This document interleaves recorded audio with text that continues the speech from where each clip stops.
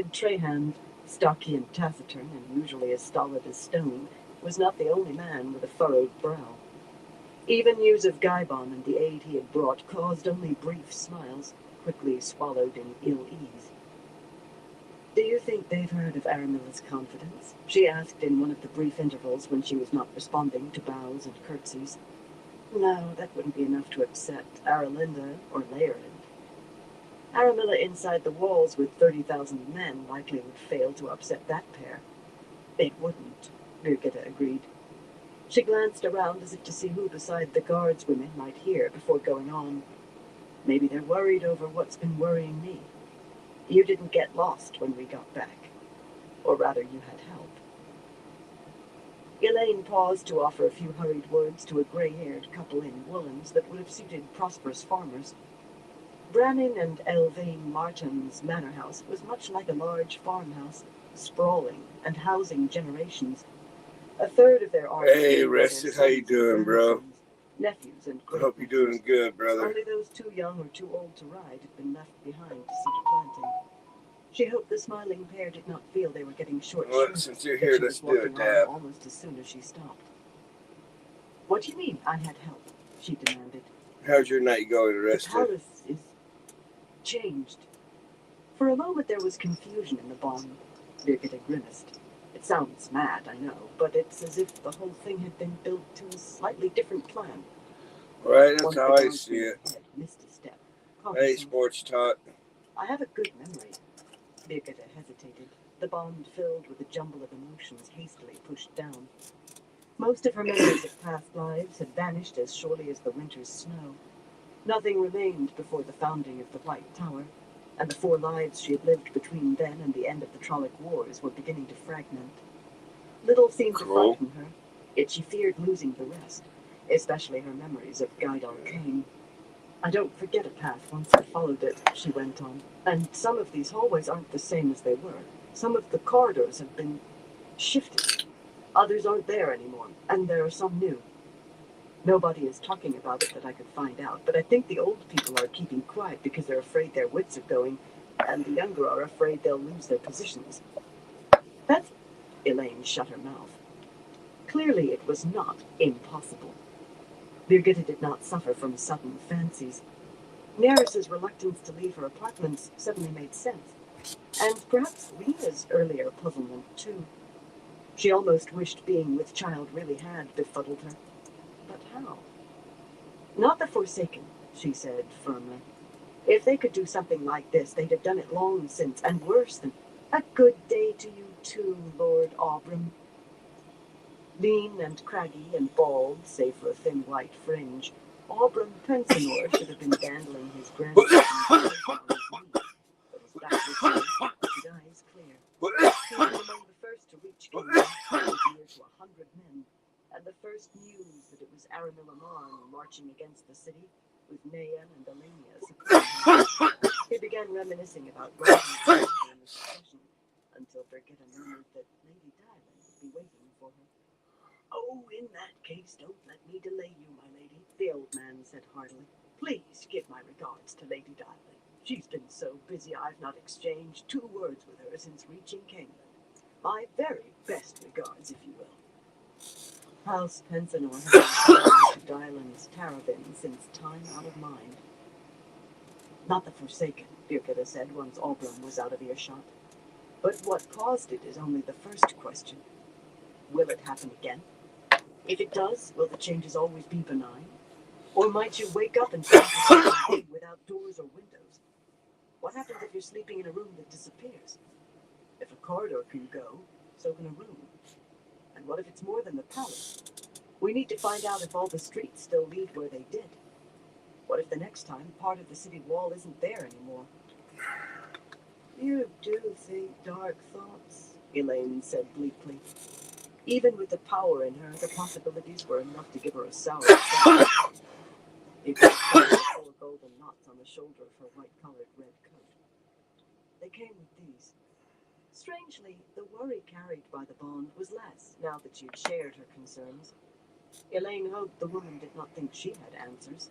No, that really was impossible. Birgitta knew her too well for that. Does this frighten you, Denny? She asked. I'll admit it does me. No more than needful, my lady, the blocky woman answered without stopping her careful scan of what lay ahead. Where the others walked with a hand on their sword hilts, her hand rested on her long cudgel. Her voice was as placid and as matter-of-fact as her face. One time a big wagon man named Eldrin Hackley came near breaking my neck. Not usually a rough man, but he was drunk that night. I couldn't get the angle right, and my cudgel seemed to bounce off his skull without making a dent. That frightened me more because I knew certain sure I was about to die. This is just maybe. And any day you wake up, maybe you die. Any day you wake up, maybe you die. There were worse ways to look at life, Elaine supposed. Still, she shivered. She was safe, at least till her babes were born. But no one else was. The two guards at the wide, line-carved doors to the map room were experienced guardsmen, one short and the next thing to scrawny, the other wide enough to appear squat, though he was of average height. Nothing visible picked them out from any other men in the guards, but only good swordsmen, trusted men, got this duty. The short man nodded to Denny, then straightened his back stiffly at a disapproving frown from Birgitta. Denny smiled at him shyly. Denny? Shyly? While a pair of guardswomen went through the inevitable routine. Birgitta opened her mouth, but Elaine laid a hand on her arm, and the other woman looked at her, then shook her head, thick golden braids swaying slowly. It's not good when they're on duty, Elaine. They should be seeing to their duties, not mooning over each other. She did not raise her voice, yet color appeared in Denny's round cheeks, and she stopped smiling and started watching the corridor again. It was better that way, perhaps, yet still a pity. Somebody ought to have a little pleasure Hey, in their Christopher, lives. how you doing? The map room was the Hope second you're doing largest well ballroom in today. the palace, and spacious, with 4 red-streaked marble fireplaces where small fires burned beneath the carved mantels. A domed ceiling worked with gilt and supported by widely spaced columns, 2 spans from white marble walls that had been stripped of tapestries, and sufficient mirrored stand lamps to light the room as well as if it had windows. Bravo, Chris. J'espère que tu vas bien. As if it had windows. The greatest part of its tile floor was a detailed mosaic Good map to of see you. Camelin, originally laid down above 1,000 years ago, after the new city had been completed, though before Low Camelin began growing. Long before there was an Andor, even before Artur Hawkwing. It had been redone several times since, as tiles faded or became worn, so every street was exact. At least they had been until today. They still were. And despite many buildings replaced over the years, even some of the alleys were unchanged from what the huge map showed. There would be no dancing in the map room for the foreseeable future, however. Long tables between the columns held more maps, some large enough to spill over the edges, and shelves along the walls held stacks of reports. Those not so sensitive, they needed to be locked away, or else committed to memory and burned. Birgitta's wide writing table, nearly covered with baskets, most full of papers, stood at the far end of the room. As Captain General, she had her own study, but as soon as she discovered the map room, she had decided the map in the floor made it too good not to use. A small wooden disc, painted red, marked the spot on the outer wall where the assault had just been beaten back. Birgitta scooped it up in passing and tossed it into a round basket full of the things on her writing table. Elaine shook her head. It was a small basket, but if there were enough attacks at once to need that many markers. My lady Birgitta, I have that report on available fodder you asked for, a graying woman said, holding out a page covered with neat lines. The white lion was worked small on the breast of her neat brown dress. 5 other clerks went on with their work, pens scritching. They were among Master Norrie's most trusted, and Mistress Harfor had personally screened the 6 messengers in red and white livery, swift young men, boys really, who stood against the wall behind the clerks' small writing tables. One, a pretty youth, began a bow before cutting it short with a blush. Birgitta had settled the question of courtesies to her or other nobles with very few words. Work came first, and any noble who disliked that could just avoid the map room. Thank you, Mr. Sanford. I'll look at it later. If you and the others will wait outside, please. Mr. Sanford quickly gathered up the messengers and the other clerks, giving them only time to stopper their ink jars and blot their work. No one showed a glimmer of surprise. They were accustomed to the need for privacy at times. Elaine had heard people call the map room the secrets room, though nothing very secret was kept there. All of that was locked away in her apartments. While the clerks and messengers were filing out, Elaine strode to one of the long tables where a map showed Camelin and its surroundings for at least 50 miles in each direction. Even the Black Tower had been inked in, a square sitting less than 2 leagues south of the city. A growth on Andor, and no way to be rid of it. She still sent parties of guardsmen to inspect some days via gateways, but the place was large enough that the Ashaman could have been up to anything without her learning of it. Pins with enameled heads marked Aramilla's 8 camps around the city, and small metal figures various other camps. A falcon, finely wrought in gold and no taller than her little finger, showed where the Goshin were, or had been. Were they gone yet? She slipped the falcon into her belt pouch. Aviendha was very much a falcon. On the other side of the table, Birgitta raised a question. They're gone, or going, Elaine told her. There would be visits. On forever. Sent somewhere by Rand. Where, I don't know. Burn him. I wondered why Aviendha wasn't with you. Elaine laid one finger atop a bronze horseman less than a hand tall, standing a few leagues west of the city. Someone needs to take a look at Davram Bashir's camp, find out whether the Saldaeans are leaving too, and the Legion of the Dragon. It did not matter if they were, really. They had not interfered in matters, thank the light, and the time when fear that they might restrain Aramilla was long past. But she disliked things happening in Andor without her knowledge. Send guardsmen to the Black Tower tomorrow as well. Tell them to count how many Ashaman they see. So he's planning a big battle. Another big battle. Against the Shongshan, I suppose. Folding her arms beneath her breasts, Birgitta frowned at the map. I'd wonder where and when, except we have enough in front of us to be going on with. The map displayed the reasons Aramilla was pressing so hard. For one, to the northeast of Camelin, almost off the map, lay the bronze image of a sleeping bear, curled up with its paws over its nose. 200,000 men, near enough, almost as many trained men as all of Andor could field.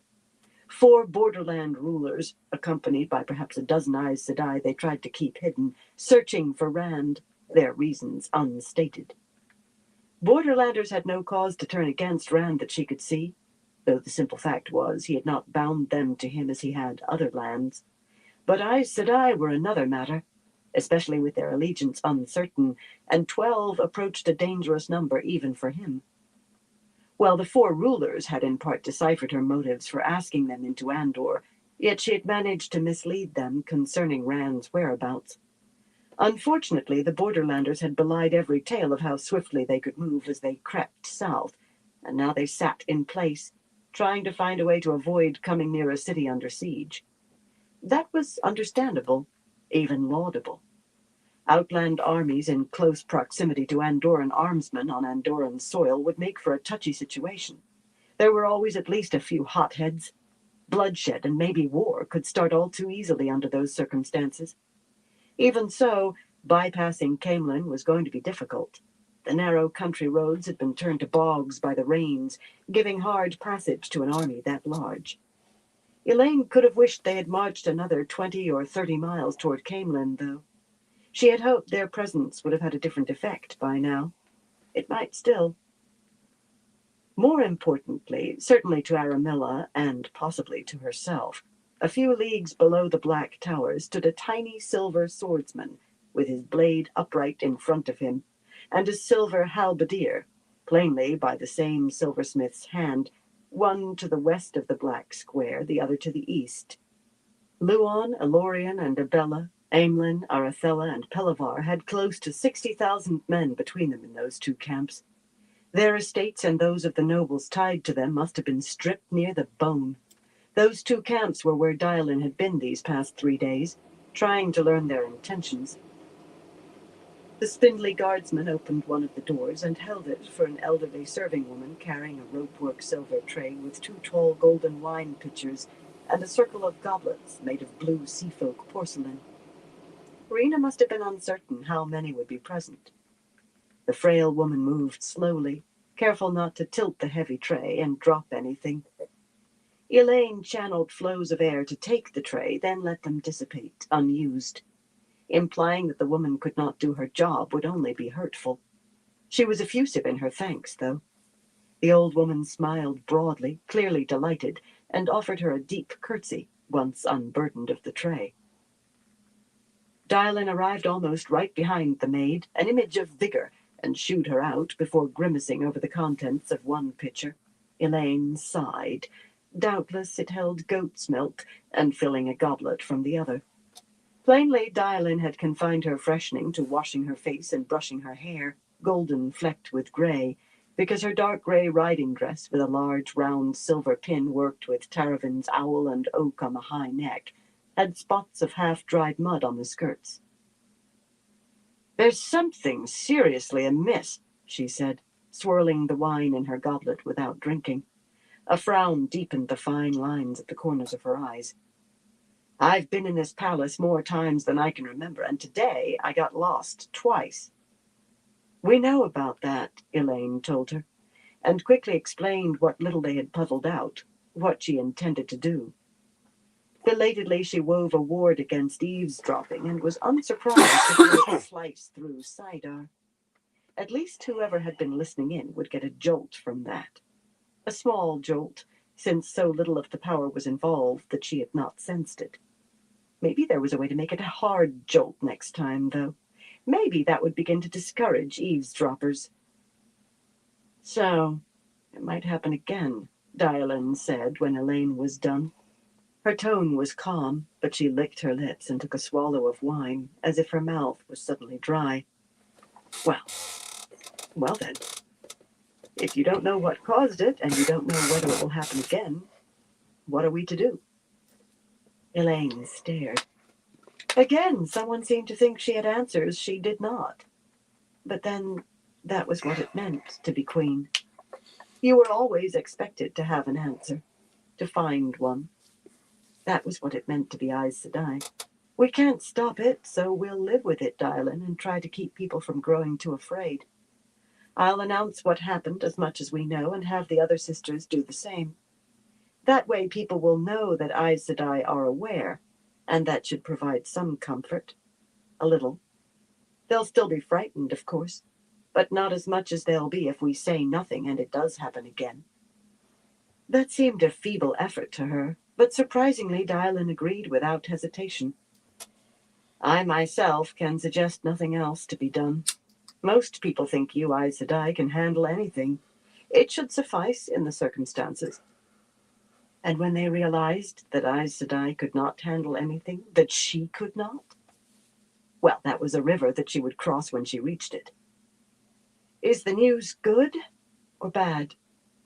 Before Dylan could answer, the door opened again. I heard that Lady Dylan had returned. You should have sent for us, Elaine. You aren't queen yet, and I dislike you keeping secrets from me. Where is Avienda? Rosalind Hayden, a cool-eyed, ungovernable young woman, a girl in truth, still long months short of her majority, though her guardian had abandoned her to go her own way, was pride to her toenails, her plump chin held high. Of course, that might have been because of the large enamel pin of Haven's blue bear that decorated the high neck of her blue riding dress. She had begun showing Dylan respect, and a certain wariness, shortly after she started sharing a bed with her and Sergei's. But with Elaine, she insisted on every requisite of a high seat. We all heard, Conal Northen said. Lean and tall in a red silk coat with laughing eyes and an eagle's beak of a nose, he was of age, just, a few months past his 16th name day. He swaggered and caressed the hilt of his sword much too fondly, but there seemed no harm in him, only boyishness. an unfortunate trait in a high seat. And none of us could wait to hear when Luan and the others will join us. This pair would have run the whole way. He ruffled the hair of the two younger boys with him, Perival Mantiar and Branlet Gilliard, who gave him a dark look and raked fingers through his hair to straighten it. Perival blushed. Quite short, but already pretty. He was the youngest at 12, yet Branlet had only a year on him. Elaine sighed, but she could not ask them to leave. Children, most of them might be, perhaps all, considering Conile's behavior. Yet they were the high seats of their houses, and along with Dylan, her most important allies. She did wish she knew how they had learned the purpose of Dylan's journey. That had been intended to be a secret until she knew what news Dylan brought. Another task for Rena. Gossip unchecked, the wrong gossip, could be as dangerous as spies. "Where is Avienda?" Catalin demanded. Strangely, she had become quite taken with Avienda. Fascinated might have been a better word. Of all things, she had persisted in trying to make Avienda teach her to use a spear. "So, my lady," Conal said, strolling over to fill a blue goblet with wine. "When are they joining us?" "The bad news is that they aren't," Dylan said calmly. "The good news is that they've each rejected an invitation to join Aramilla." She cleared her throat loudly as Branlet reached for the wine pitcher. His cheeks reddened, and he picked up the other pitcher as if he had really meant to all along. The high seat of House Gilliard, yet still a boy for all of the sword on his hip. Perival also wore a sword, one that dragged on the floor tiles and looked too big for him, but he had already taken goat's milk. Pouring her own wine, Catalin smirked at the younger boys, a superior smile that vanished when she noticed Dylan looking at her. "That's small turnips to call good news," Birgitta said. "Burn me if it isn't. You bring back a bloody half-starved I'll be right squirrel back, and call it a everyone. side of beef."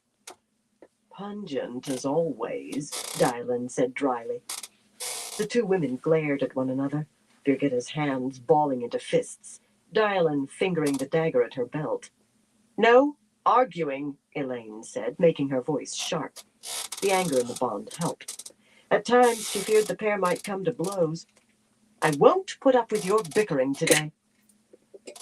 "Where is Avienda?" "Gone, Catalin."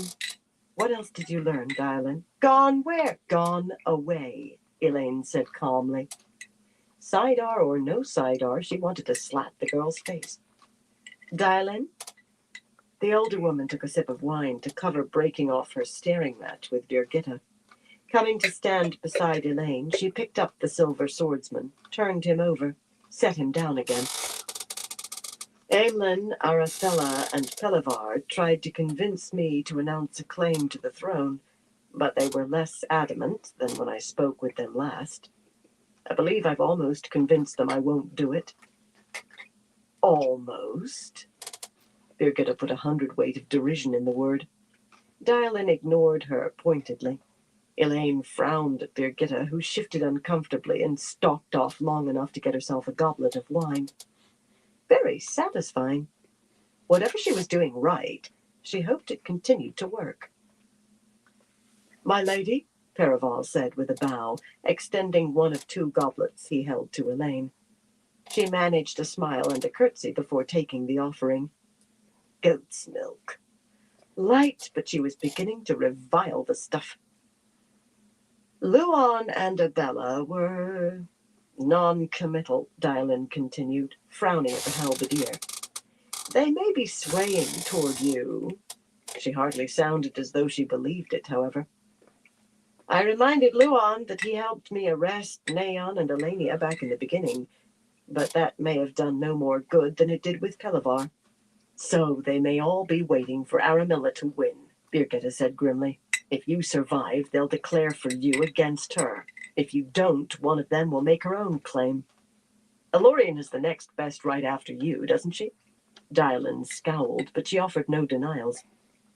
"And Elorian?" Elaine asked quietly. She was sure she knew the answer there already. Her mother had had Elorian flogged. That had been under Ravine's influence, but few seemed to believe that. Few seemed to believe Gabriel had even been Ravine. Dylan grimaced. The woman's head is stone. She'd announce a claim in my name if she thought it would do any good. At least she has enough sense to see it won't. Elaine noted that she made no mention of any claims in Elorian's own name. In any case, I left Karila Sertofny and Julania Folk to watch them. I doubt they'll move, but if they do, we'll know straight away. 3 kinswomen who needed to form a circle to travel were watching the Borderlanders for the same reason. No good news at all, then, no matter what face Dylan tried to put on it. Elaine had hoped the threat of the Borderlanders would drive some of the houses to support her. At least one reason I let them cross Andor still holds, she thought grimly. Even if she failed to gain the throne, she had done that service for Andor. Unless whoever did take the throne bungled matters completely. She could see Aramilla doing just that. Well, Aramilla was not going to wear the rose crown, and that was that. One way or another, she had to be stopped.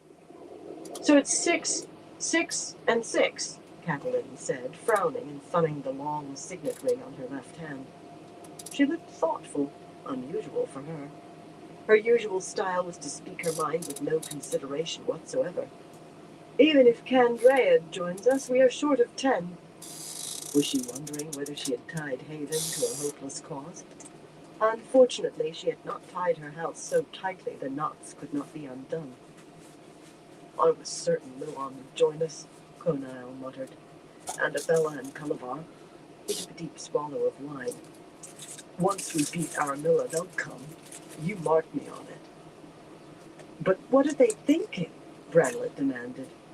Are they trying to start a war with 3 sides? His voice went from treble to bass halfway through that, and his face flushed with red. He buried his face in his goblet, but grimaced. Apparently he liked goat's milk as little as she did. It's the Borderlanders. Paraval's voice was a boy's, piping, but he sounded sure of himself. They're holding back because whoever wins here, the Borderlanders still have to be dealt with. He picked up the bear, hefting it as if its weight would give him answers. What I don't understand is why they're invading us in the first place. We're so far from the Borderlands. And why haven't they marched on and attacked Caemlyn?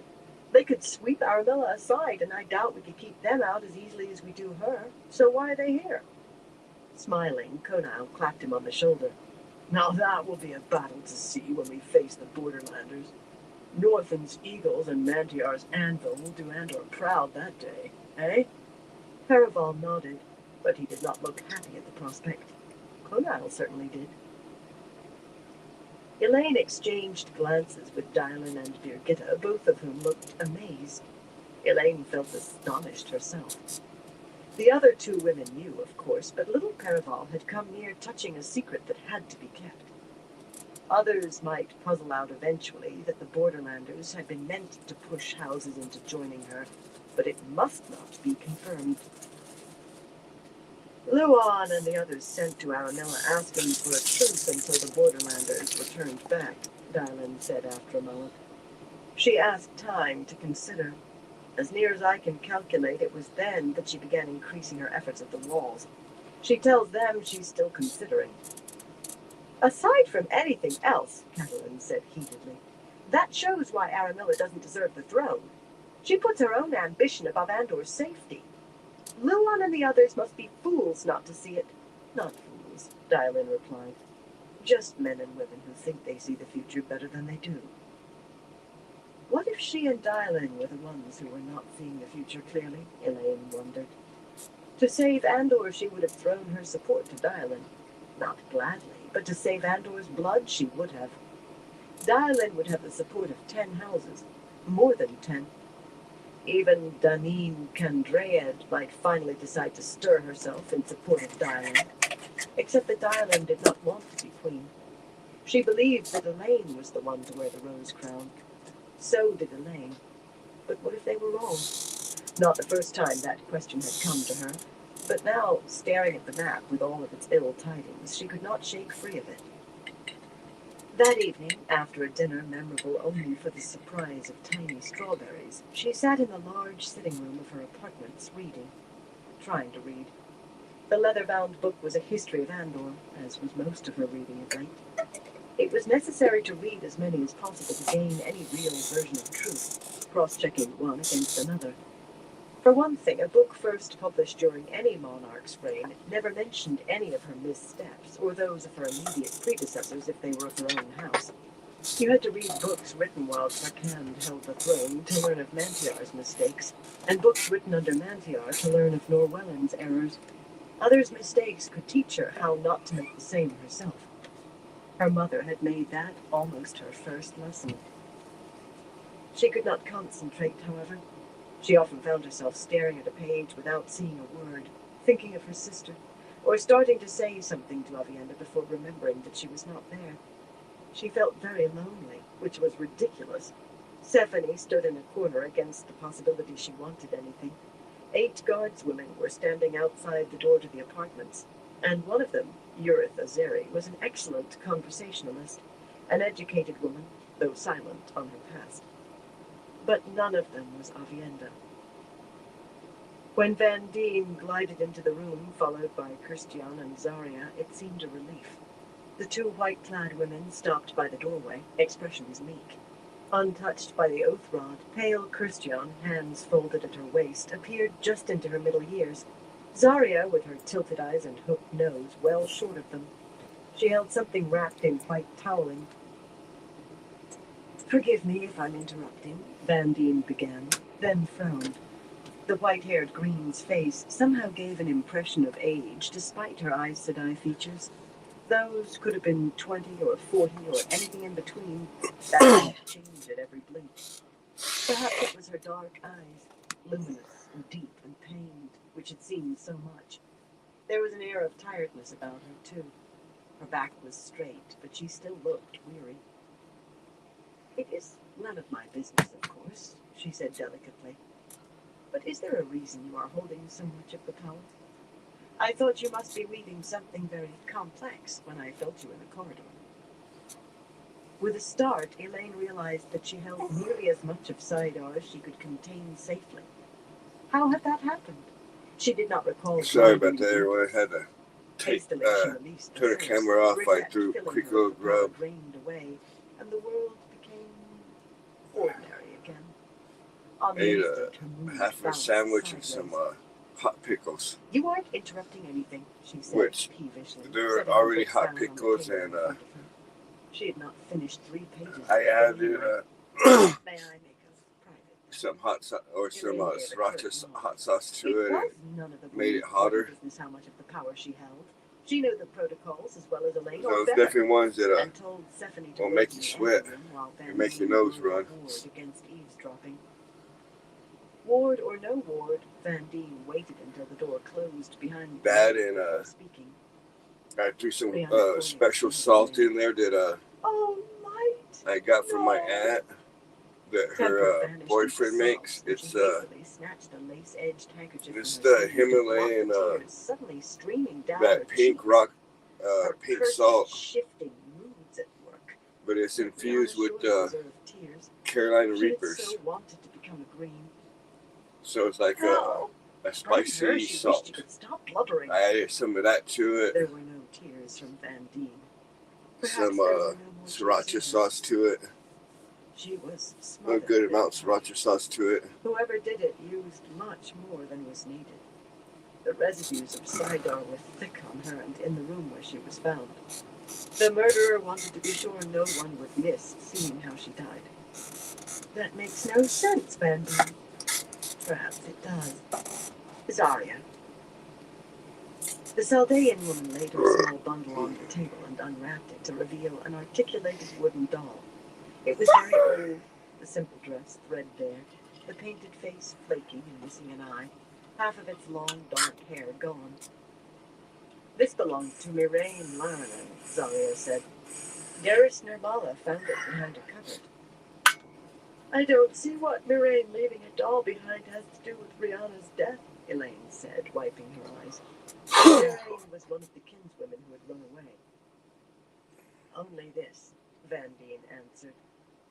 When Miraine went to the tower, she hid this doll outside because she had heard that everything she owned would be burned. After it was put out, she retrieved it and always carried it with her, always. She had a quirk, though. Wherever she stopped for a time, she hid the doll again. Do not ask me why, but she would not have run away and abandoned it. Still dabbing at her eyes, Elaine leaned back in her chair. Her weeping had dwindled to sniffles, but her eyes still leaked tears. So, Lorraine didn't run away. She was murdered and disposed of. A grisly way to put it. The others too, you think? All of them? Van Deen nodded, and for a moment her slender fingers slumped. I very much fear so, she said, straightening. I expect clues were left among the things they left behind. Treasured keepsakes like this doll, a favorite piece of jewelry. The murderer wanted us to think she was being clever at hiding her crimes, but not clever enough. Only we weren't clever enough to find those clues, so she decided to become more blatant. To frighten the kinswoman into fleeing, Elaine muttered. That would not cripple her, but it would throw her back on the mercies of the Windfinders, and those seemed to be growing mingy. How many of you? All by now, I should think, Van Deen said dryly. Zarya told Darius to keep quiet, but that woman likes the sound of her own voice. This seems aimed at me, at helping Aramilla gain the throne. But why would a Black Sister have any interest in that? I can't think we have two murderers among us. At least this settles the question of Marililla.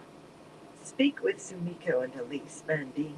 They can make sure the rest don't panic. Sumiko ranked next after Rihanna, as the kin ordered their hierarchy, and while Elise stood much lower, she was a woman of great influence. From now on, none of them is to be alone. Not ever. Always at least two together, and 3 or 4 would be better. And warn them to be careful of Cariana and Sarita. I'd advise against that, Van Deen said quickly. They should be safe in groups, and word would reach Cariana and Sarita. Warned against Aes Sedai? The kin would give themselves away in a minute. Christian and Zarya nodded solemnly. After a moment, Elaine reluctantly agreed to the continued secrecy. The kin should be safe in groups. Let Shanella know about Rihanna and the others. I can't imagine the Windfinders are in any danger. Losing them wouldn't hurt me the way losing the kin would. But wouldn't it be wonderful if they did decide to leave? She did not expect that they would. Shanella feared returning to the sea folk with the bargain unfulfilled. Yet it would be a bright spot in an otherwise miserable day if they did. At least it seemed unlikely anything could darken the day further.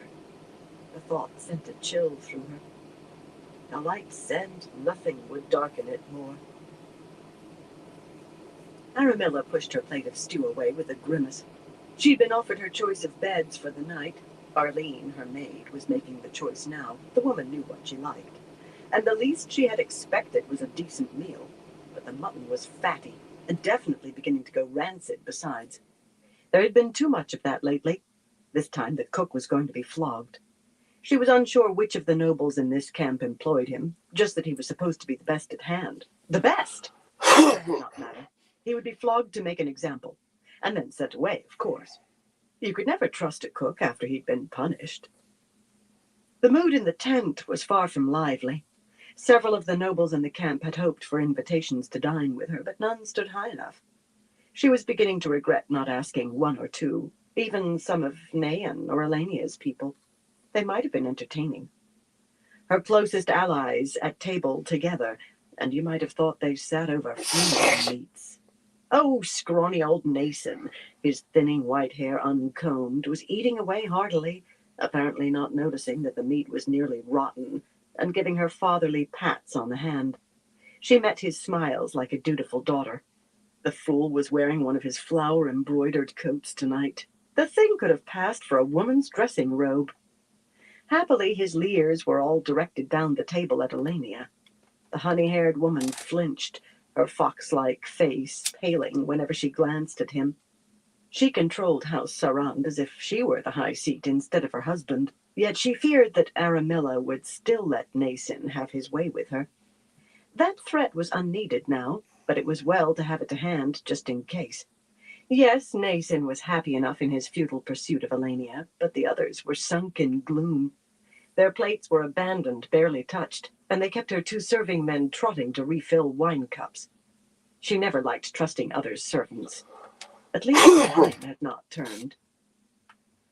I still say we should make a heavier push, Lear grumbled drunkenly into his cup. A whip of a man, his red coat showing the wear of armor straps, the high seat of Baron was ever eager to strike. Subtlety was simply beyond him. My eyes and ears report more armsmen entering the city every day through these gateways.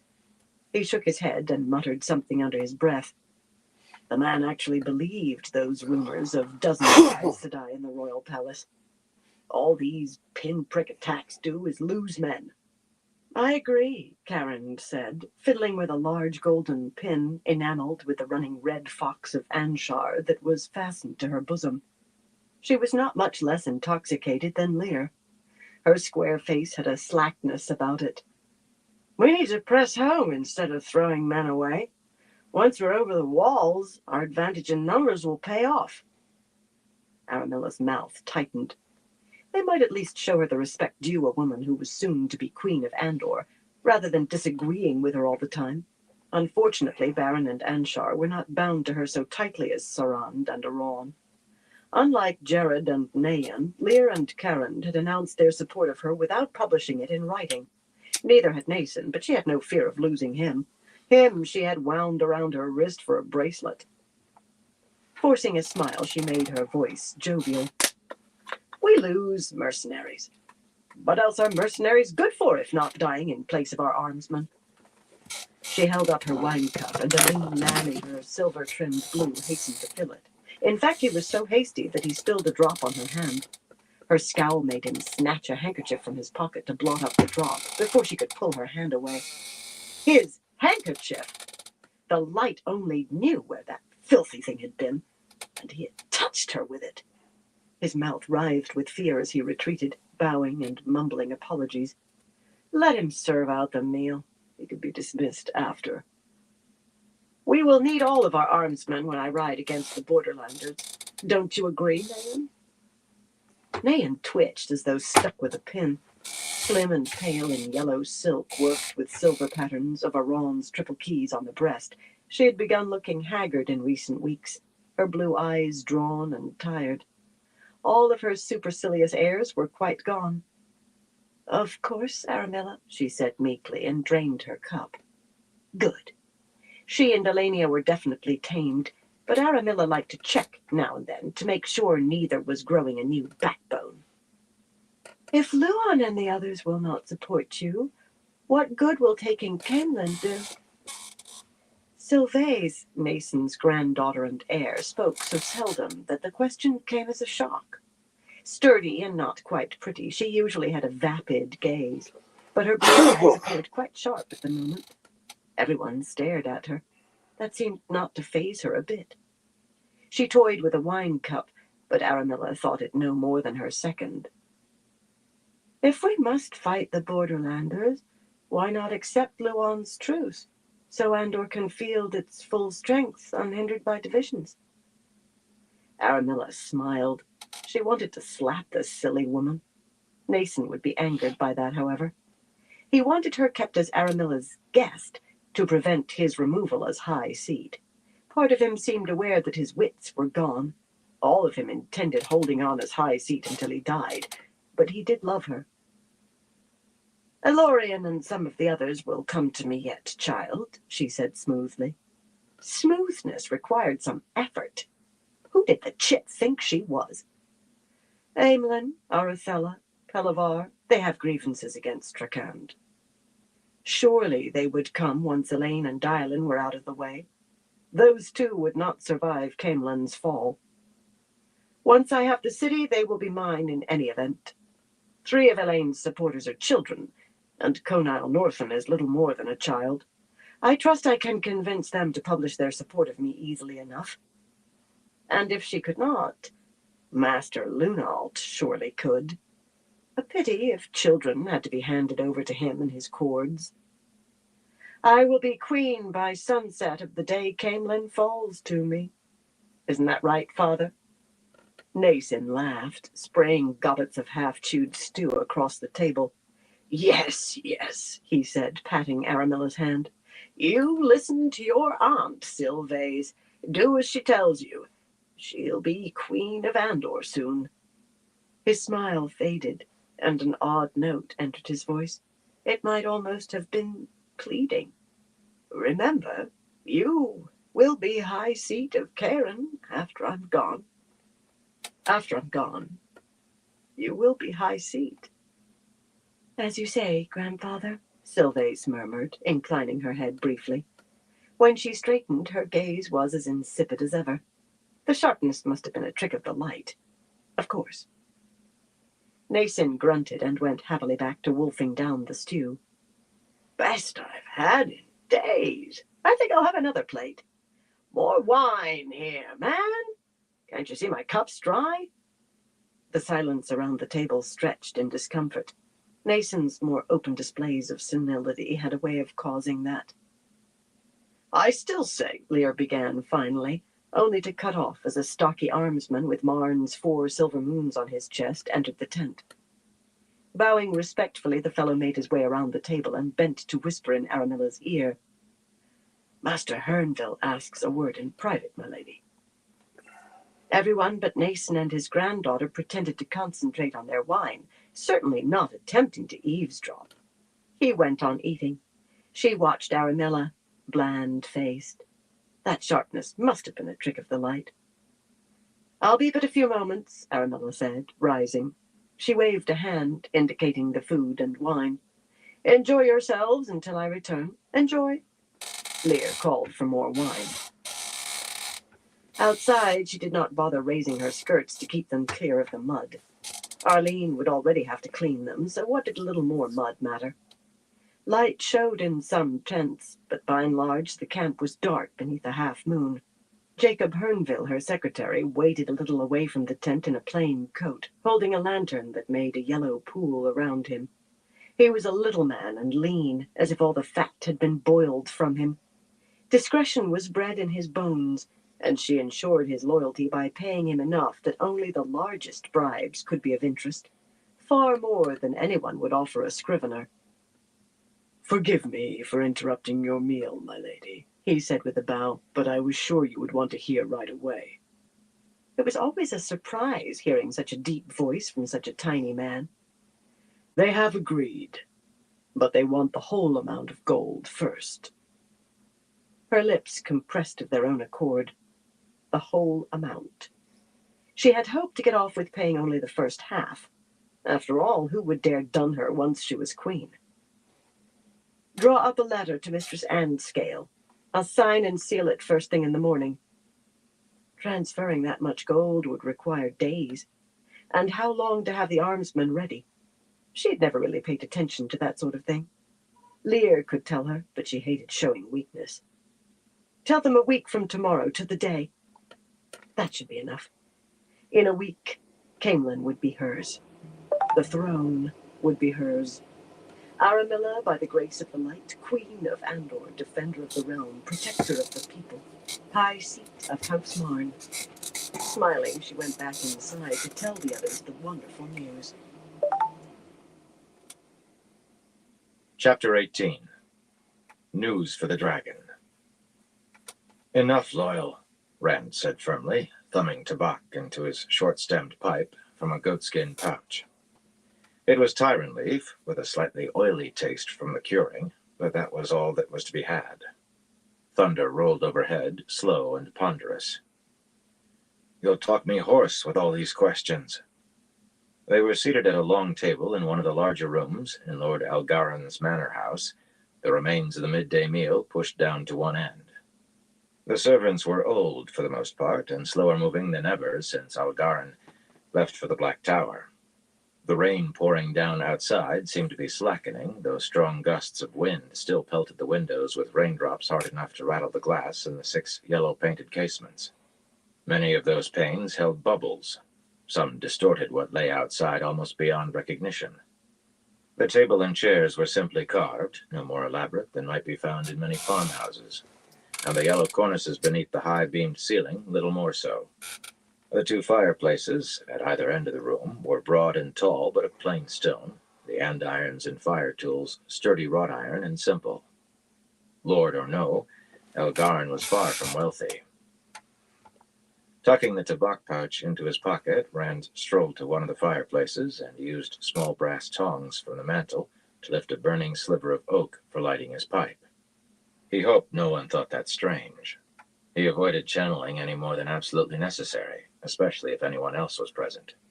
The dizziness that hit him when he did was difficult to conceal. But no one had mentioned it so far. A gust of wind brought a squeaking as though tree branches had scraped across the window panes. Imagination. Oh, you have a good one, The Chris. nearest trees were beyond the fields, more than half a mile away. Loyal had brought down a vine-carved chair from the Ogier rooms that put his knees level with the tabletop, Excuse so me. he had to lean forward sharply to write in his leather-bound notebook. The volume was small for him, little enough to fit neatly into one of his capacious coat pockets, but still as large as most human books Rand had seen. Fine hair decorated Loyal's upper lip, and a patch beneath his chin. He was attempting a beard and mustaches, though with only a few weeks' growth, it did not seem a very successful attempt so far. But you've told me almost nothing really useful, The Ogier rumbled, a drum booming its disappointment. His tufted ears drooped. Even so, he began wiping the steel nib of his polished wooden pen. Fatter than Rand's thumb, and long enough to seem slender, it fitted Loyal's thick fingers perfectly. You never mention heroics, except by somebody else. You make it all sound so every day. To hear you tell it, the fall of Ilion was as exciting as watching a weaver repair her loom. And cleansing the true source?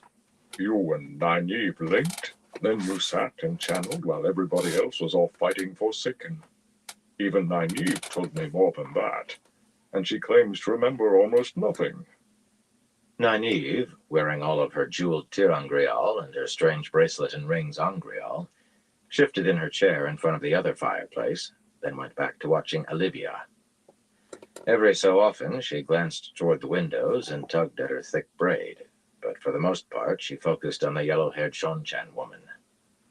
Standing beside the doorway like a guard, Olivia gave a small, brief smile of amusement. The former Damane knew Nynaeve's display was meant for her. The intensity never left her hawkish blue eyes, though. It seldom had, ever since her collar had been removed in Camelin. The two maidens squatting on their heels near her playing cat's cradle, Harlan of the Iron Mountain Tardad, and Anila of the Jara Charin, were making their own display. Shufa wrapped around their heads and black veils hanging down their chests, each had 3 or 4 spears stuck through the harness, holding her bow case on her back and a bullhide buckler lying on the floor. There were 50 maidens in the manor house, several of them Shido, and they all went about ready to dance the spears in a heartbeat. Perhaps with him. They seemed torn between delight at providing a guard for him again, and displeasure over how long he had avoided them. As for himself, he could not look at any of them without the litany of women who had died for him, women he had killed, starting up in his head. Moiraine Damodred, her above all. Her name was written inside his skull in fire. Leah of the Corsaida Charin, Sandara of the Iron Mountain Tardad, Lamela of the Smokewater Miakoma, Andalin of the Red Salt Goshin, Desara of the Musara Rain. So many names. Sometimes he woke in the middle of the night muttering that list, with Min holding him and murmuring to him as if soothing a child. He always told her he was all right and wanted to go back to sleep. Yet after he closed his eyes, he did not sleep until the list had been completed. Sometimes Lews Therin chanted it with him. Min looked up from the volume she had open on the table, one of Herod Fell's books. She devoured those, and used the note he had sent Rand before his murder, the one where he said she was a distraction because she was so pretty, as a bookmark. Her short blue coat, embroidered with white flowers on the sleeves and lapels, was cut to fit snugly over her bosom, where her creamy silk blouse showed a touch of cleavage, and her big dark eyes, framed by dark ringlets to her shoulders, held a pleased light. He could feel her pleasure through the bond. She liked him looking at her. Without a doubt, the bond told her how much he liked looking.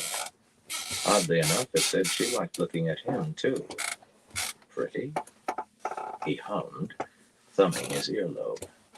She was beautiful, and tied to him tighter than ever. She and Elaine and Avienda. How was he to keep them safe now? He forced himself to smile back at her around his pipe stem, unsure how well the deception was working. A touch of irritation had entered the bond from her end, though why she should become irritable whenever she thought he was worrying about her was beyond him. Light, she wanted to protect him. Rand isn't very talkative, Loyal, she said, no longer smiling. Her low, almost musical voice held no anger, but the bond told another story. In fact, sometimes he's about as talkative as a mussel. The look she directed at Rand made him sigh. It seemed there would be a great deal of talking once they were alone together. I can't tell you much myself, but I'm sure Cad Swain and Varen will tell you anything you want to know. Others will, too. Ask them if you want more than yes and no and 2 words besides.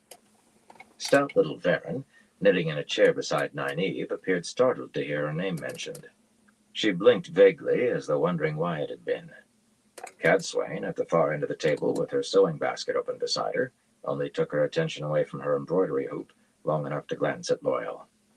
Golden ornaments swayed, dangling from the iron-gray bun atop her head.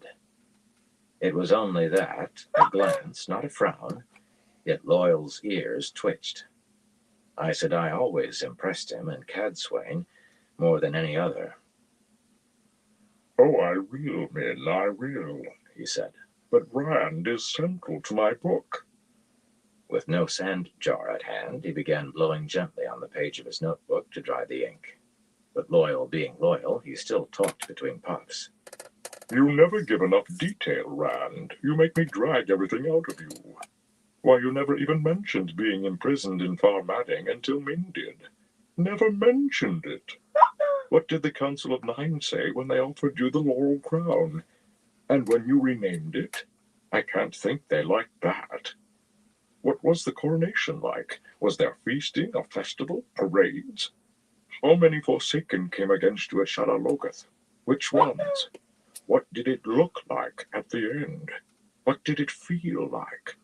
My book won't be very good without the details. I hope Matt and Perrin give me better answers. He frowned, long eyebrows grazing his cheeks. I hope they're all right. Colors spun in Rand's head. Twin rainbows swirled in water. He knew how to suppress them now, but this time he did not try. One resolved into a brief image of Matt riding through forest at the head of a line of mounted folk. He seemed to be arguing with a small, dark woman who rode beside him, taking his hat off and peering into it, then cramming it back onto his head. That lasted only moments, then was replaced by Perrin, sitting over wine cups in a common room or tavern with a man and a woman who wore identical red coats ornately trimmed with blue and yellow. Odd garments. Perrin looked grim as death, his companions wary. Of him. They're well, he said, calmly ignoring a piercing look from Cad Swain. She did not know everything, and he intended to keep it that way. Calm on the surface, content, blowing smoke rings. Inside was another matter. Where are they? He thought angrily, pushing down another appearance of the colors. That was as easy as breathing now. I need them, and they're off for a day at the Anseline Gardens. Abruptly, another image was floating in his head, a man's face, and his breath caught. For the first time, it came without any dizziness. For the first time, he could see it clearly in the moments before it vanished. A blue-eyed man with a square chin, perhaps a few years older than himself. Or rather, he saw it clearly for the first time in a long while. It was the face of the stranger who had saved his life in Shadar Logoth when he fought Samael. Worse. He was aware of me, Lews Therin said. He sounded sane for a change. Sometimes he did, but the madness always returned eventually. How can a face appearing in my mind be aware of me? If you don't know, how do you expect me to? Rand thought. But I was aware of him as well. It had been a strange sensation, as if he were touching the other man somehow, only not physically. A residue hung. It seemed he only had to move a hair's breadth in any direction to touch him again. I think he saw my face too. Talking to a voice in his head no longer seemed peculiar. In truth, it had not for quite a long time. And now? Now he could see Matt and Perrin by thinking of them or hearing their names, and he had this other face coming to him unbidden. More than a face, apparently. What was holding conversations inside his own skull alongside that? But the man had been aware, and Rand of him. When our streams of balefire touched in Shadar Logoth, it must have created some sort of link between us. I can't think of any other explanation. That was the only time we ever met. He was using their so-called true power. It had to be that. I felt nothing, saw nothing except his stream of balefire. Having bits of knowledge seem his when he knew they came from Lews Therin no longer seemed odd either. He could remember the Anceline Gardens, destroyed in the War of the Shadow, as well as he did his father's farm. Knowledge drifted the other way, too. Lews Therin sometimes spoke of Emond's Field as if he had grown up there. Does that make any sense to you? Oh, Light, why do I have this voice in my head? Lews Therin moaned. Why can I not die? Oh, Ilyena, my precious Ilyena, I want to join you. He trailed off into weeping. He often did when he spoke of the wife he had murdered in his madness.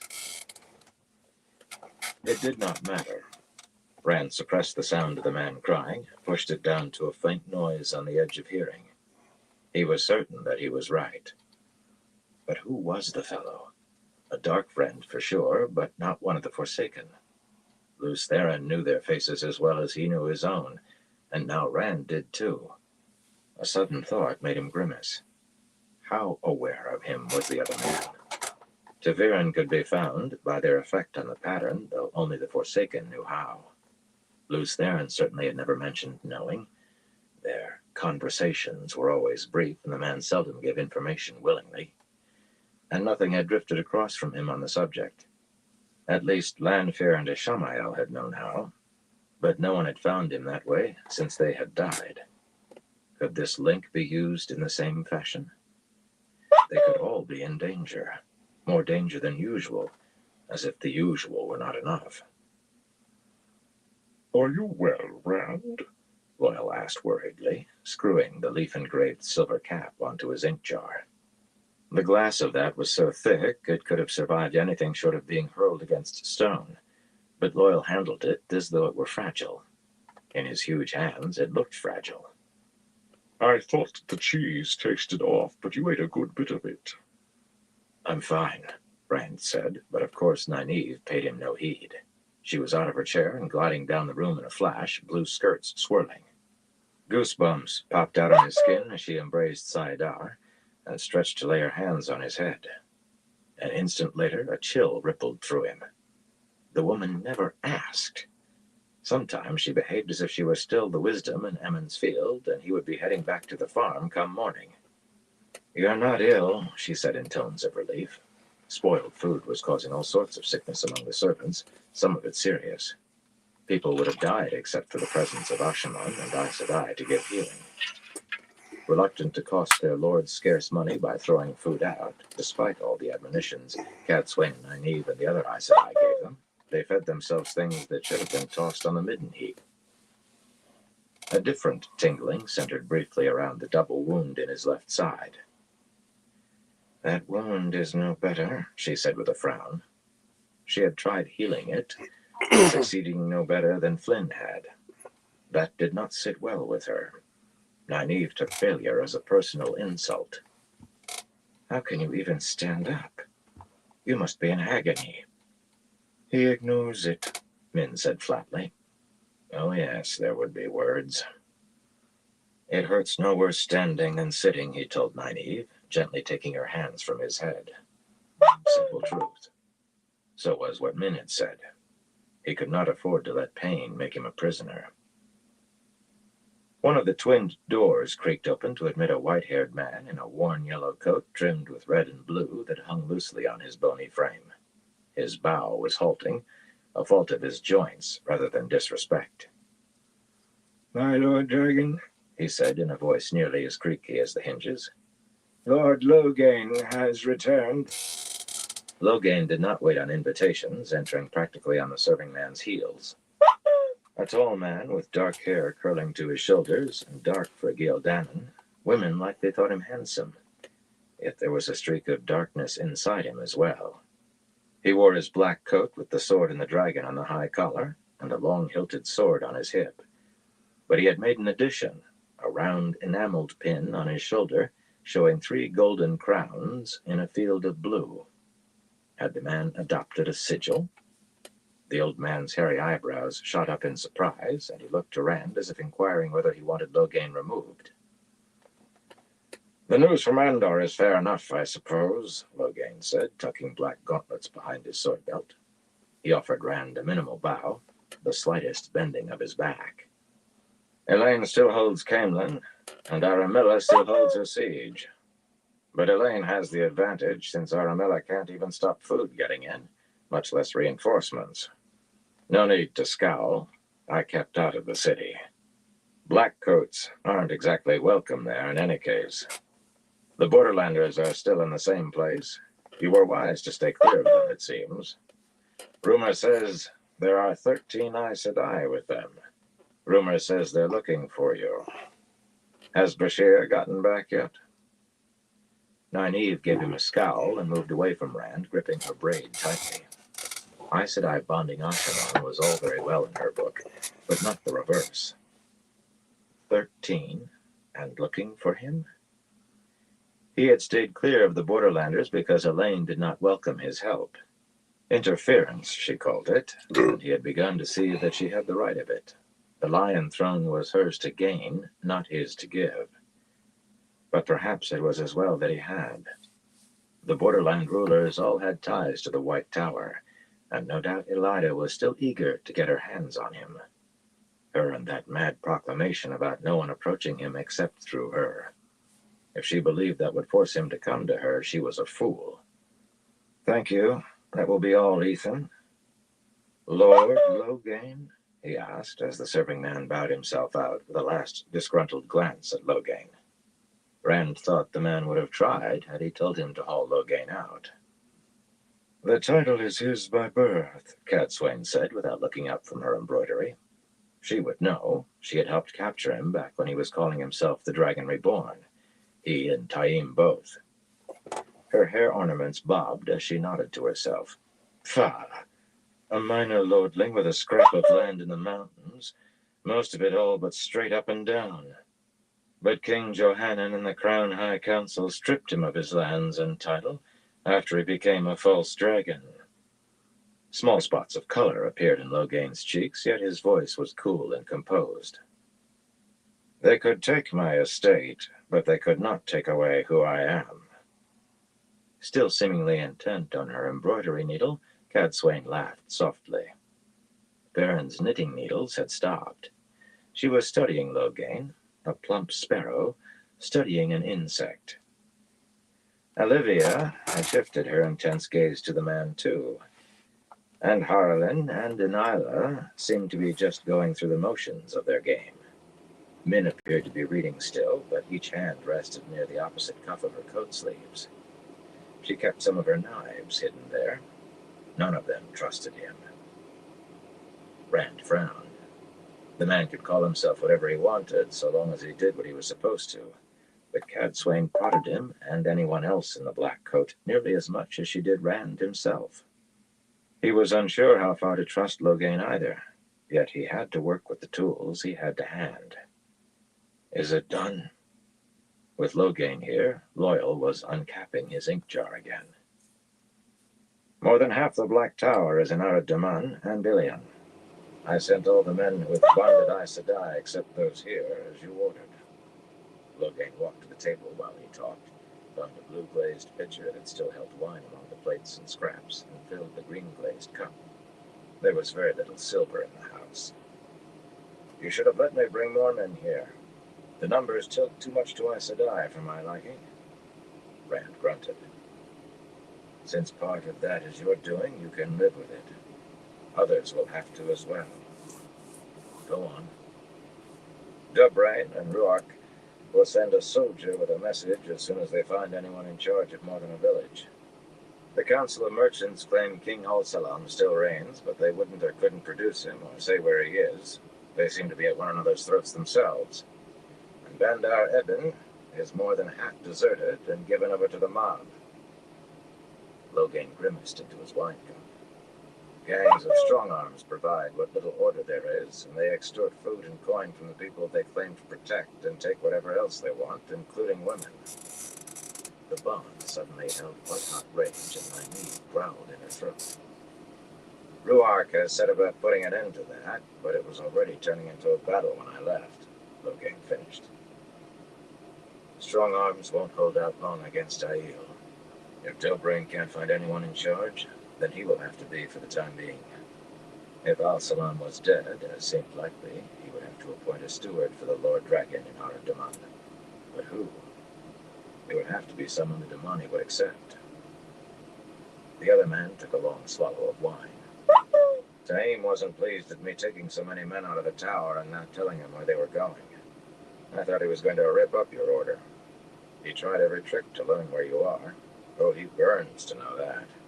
His eyes are practically on fire. I wouldn't put it past him to have put me to the question if I'd been fool enough to meet him without company. One thing pleased him, though, that I didn't take any of his cronies. That was plain on his face. He smiled, a dark smile, not amused. There are 41 of those now, by the way. He's given over a dozen men the Dragon Pin in the past few days, and he has about 50 more in his special classes, most of them men recruited just lately. He's planning something, and I doubt you'll like it. I told you to kill him when you had the chance, Lews Therin cackled in mad mirth. I told you, and now it's too late, too late. Rand angrily expelled a stream of blue-gray smoke. Give over, he said, meaning it for both Loghain and Lews Therin. Taim built the Black Tower till it nearly matches the White Tower for numbers, and it grows every day. If he's a dark friend the way you claim, why would he do that? Loghain met his stare levelly. Because he couldn't stop it. From what I've heard, even in the beginning, there were men who could travel who weren't his toe leaders, and he had no excuse to do all the recruiting himself. But he's made a tower of his own, hidden inside the Black Tower. And the men in it are loyal to him, not you. He amended the deserters list and sends his apologies for an honest mistake, but you can wager all you own it was no mistake. And how loyal was Loghain? If one false dragon chafed at following the Dragon Reborn, why not another? You might think he had cause. He had been far more famous as a false dragon than Taim, more successful, gathering an army that swept out of Yildan and nearly reached Lugard on its way to Tyr. Half the known world had trembled at the name Loghain. Yet Nazran Taim commanded the Black Tower, while Loghain Ablar was only another Ashaman. Men still saw an aura of glory around him. Just how that glory was to be achieved was beyond her viewing, however. He took the pipe from his mouth, and the bowl was hot against the heron branded into his palm. He must have been puffing away furiously without being aware of it. The trouble was, Taim and Loghain were lesser problems. They had to wait. The tools at hand. He made an effort to keep his voice even. Taim took their names off the list. That's the important thing. If he's showing favoritism, I'll put an end to it when I have time. But the Shonchan have to come first. And maybe Tom Gaiden, too. If, Loghain growled, slamming his cup down on the table so hard that it broke. Wine spread across the tabletop and dripped over the edge. Scowling, he wiped his damp hand on his coat. Do you think I'm imagining things? His tone grew more heated by the word. Or making them up? Do you think this is jealousy, Althor? Is that what you think? You listen to me, Rand began, raising his voice against a peal of thunder. I told you I expected you and your friends in black coats to be civil to me, my friends, and my guests, Cadsuane said sternly. But I've decided that must be expanded to include each other. Her head was still bent over her embroidery hoop, but she spoke as if she were shaking a finger under their noses. At least when I am present. That means if you continue squabbling, I may have to spank both of you. Arlen and Delilah began laughing so hard they got the string of their game in a snarl. Nynaeve laughed too, though she tried to hide it behind her hand. Like even Min smiled. Loghain bristled, jaw tightening, until Rand thought he should hear the man's teeth grating. He was trying hard not to bristle himself. Cadsuane and her bloody rules. Her conditions for becoming his advisor. She pretended that he had asked for them, and every so often she added another to her list. The rules were not precisely onerous, though their existence was, but her way of presenting them was always like a poke with a sharp stick. He opened his mouth to tell her he was finished with her rules, and with her too, if need be. Taim very likely will have to wait on the last battle, whatever he's about, Baron said suddenly. Her knitting, a shapeless lump that might have been anything, sat in her lap. It will come soon. According to everything I've read on the subject, the signs are quite clear. Half the servants have recognized dead people in the halls, people they knew alive. It's happened often enough that they aren't frightened by it any longer. And a dozen men moving the cattle to spring pasture watched a considerable town melt into mist just a few miles to the north. Cadsuane had raised her head and was staring at the stout brown sister. Thank you for repeating what you told us yesterday, Baron, she said dryly. Baron blinked, then took up her knitting again, frowning at it as though she too were unsure what it was going to be. Min caught Rand's eyes, shaking her head slowly, and he sighed. The bond held irritation and wariness, the last deliberate warning to him, he suspected. At times, she seemed to be able to read his mind. Well, if he needed Cadsuane, and Min said he did, then he needed her. He just wished he knew what she was supposed to teach him aside from how to grind his teeth. Advise me, Cadsuane. What do you think of my plan? At last the boy asks, she murmured, setting her embroidery down beside her sewing basket. All his schemes in motion, some I've not been made privy to, and now he asks. Very well. Your peace with the Shonchan will be unpopular. A truce, he broke in, and a truce with the Dragon Reborn will last only as long as the Dragon Reborn. When I die, everyone will be free to go to war with the Shonchan again if they wish. Min slammed her book shut and folded her arms beneath her breasts. Don't you talk that way, she said, red-faced with anger. The bond also carried fear. The prophecies, Min, he said sadly. Not sad for himself, but for her. He wanted to protect her and Elaine and Avienda, but he would hurt them in the end. I said you don't talk that way. The prophecies don't say you have to die.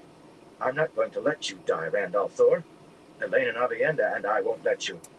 She glared at Olivia, who her viewing had said would help Rand die, and her hands slid down her arms toward her cuffs.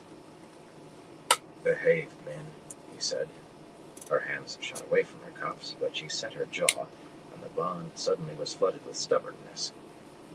Like, was he going to have to worry about Min trying to kill Olivia? Not that she was likely to succeed. As well try throwing a knife at an Aes Sedai as at the Shonchan woman. But she might get herself injured. He was not sure Olivia knew any weaves, but those for weapons. Unpopular, as I say, Cadsuane said firmly, raising her voice.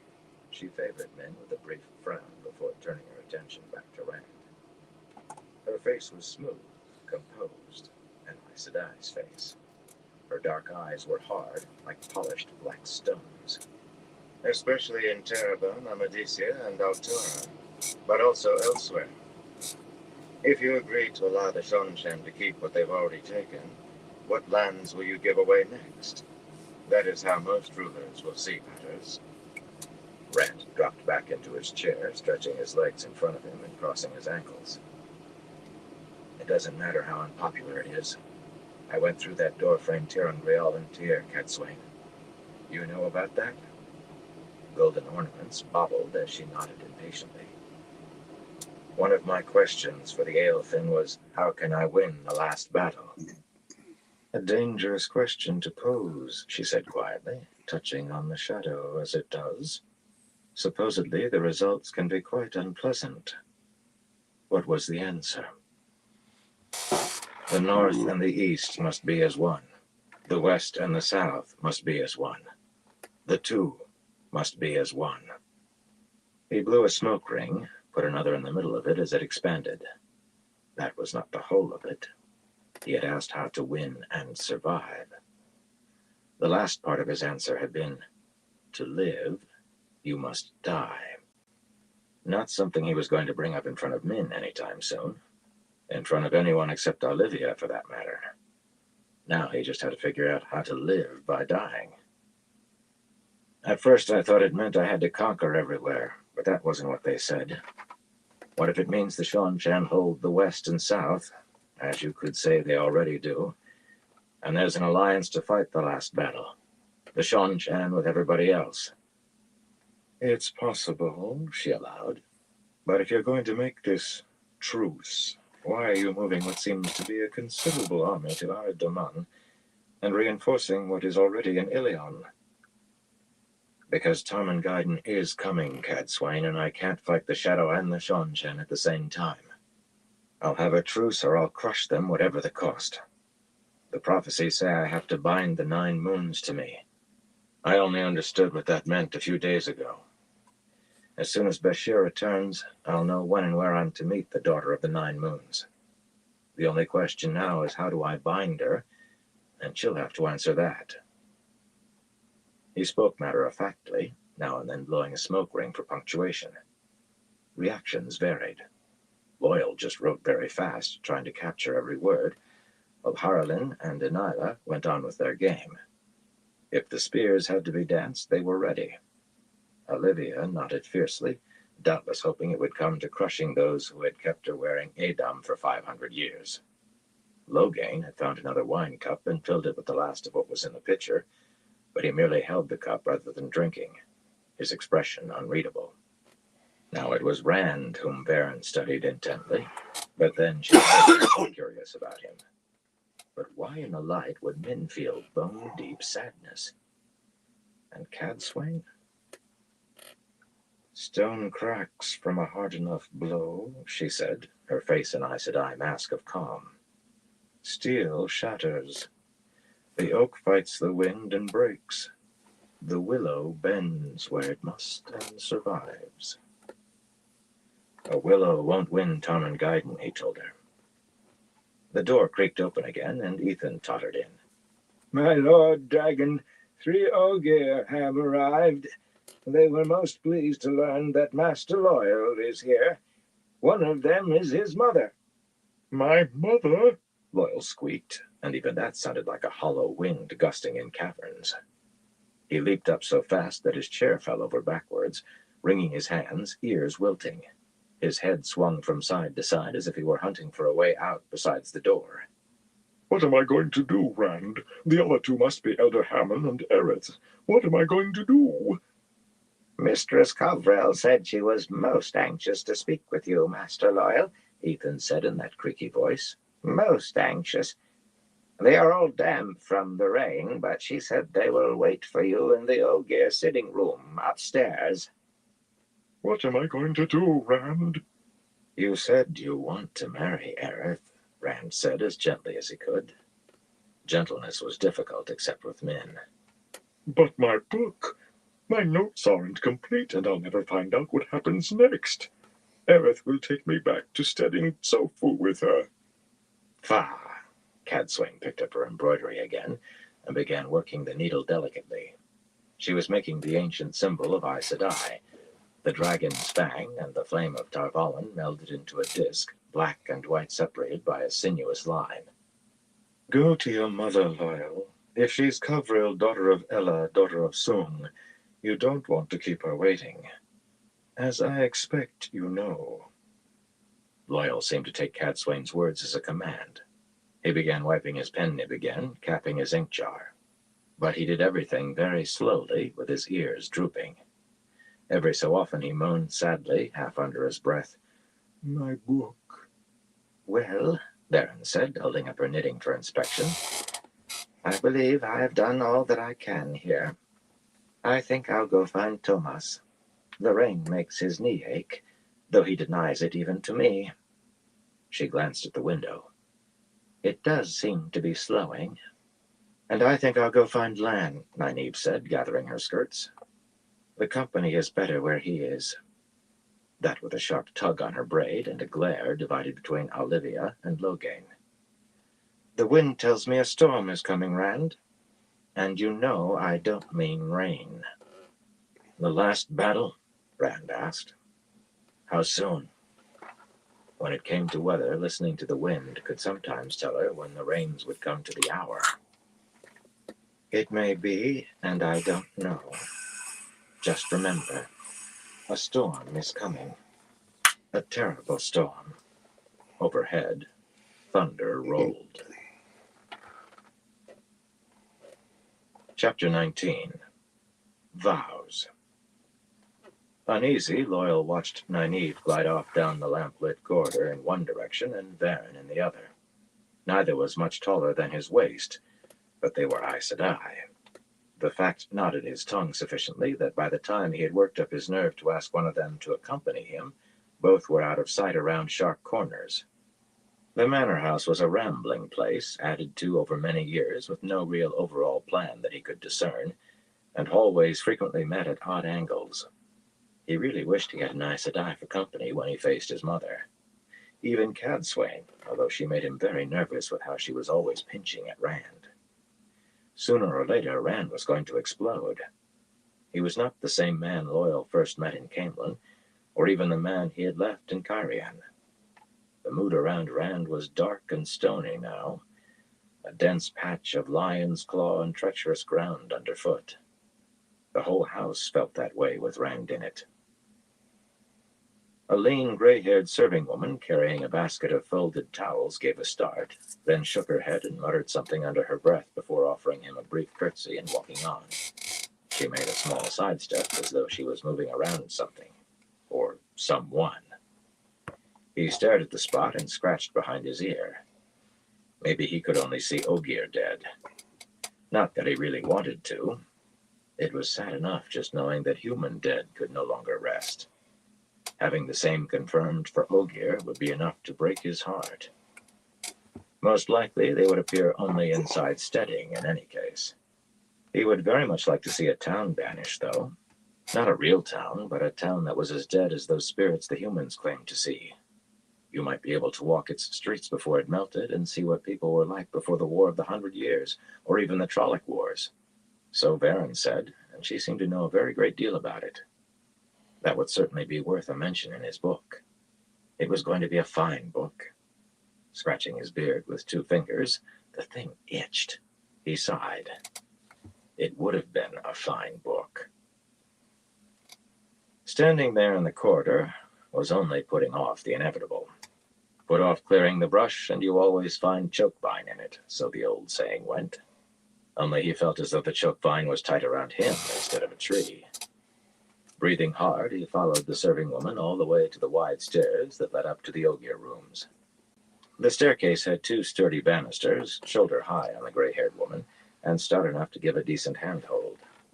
He was often afraid just to brush against stair rails made for humans for fear he might break them. One ran down the middle, with the steps along the wood-paneled hall pitched for human feet, those on the outside for Ogier. The woman was old, as humans counted years, yet she climbed more quickly than he and was scurrying down the corridor by the time he reached the top. Doubtless she was taking the towels to his mother's room and to Elder Hammond's and Aerith's. Surely they would prefer to get dry before talking. He would suggest that. It would gain him time to think. His thoughts seemed as sluggish as his feet, and his feet felt like millstones. There were 6 bedrooms built for Ogier along the corridor, which itself was properly scaled for them. His upstretched hands would have come a pace short of touching the ceiling beams, along with a storeroom, a bathing room with a large copper tub, and the sitting room. This was the oldest part of the house, dating back nearly 500 years. A lifetime for a very old Ogier, but many lifetimes for humans. They lived such brief lives, except for Aes Sedai. That had to be why they flitted about like hummingbirds. But even Aes Sedai could be nearly as precipitous as the rest. That was a puzzlement. The sitting room door was carved with a great tree.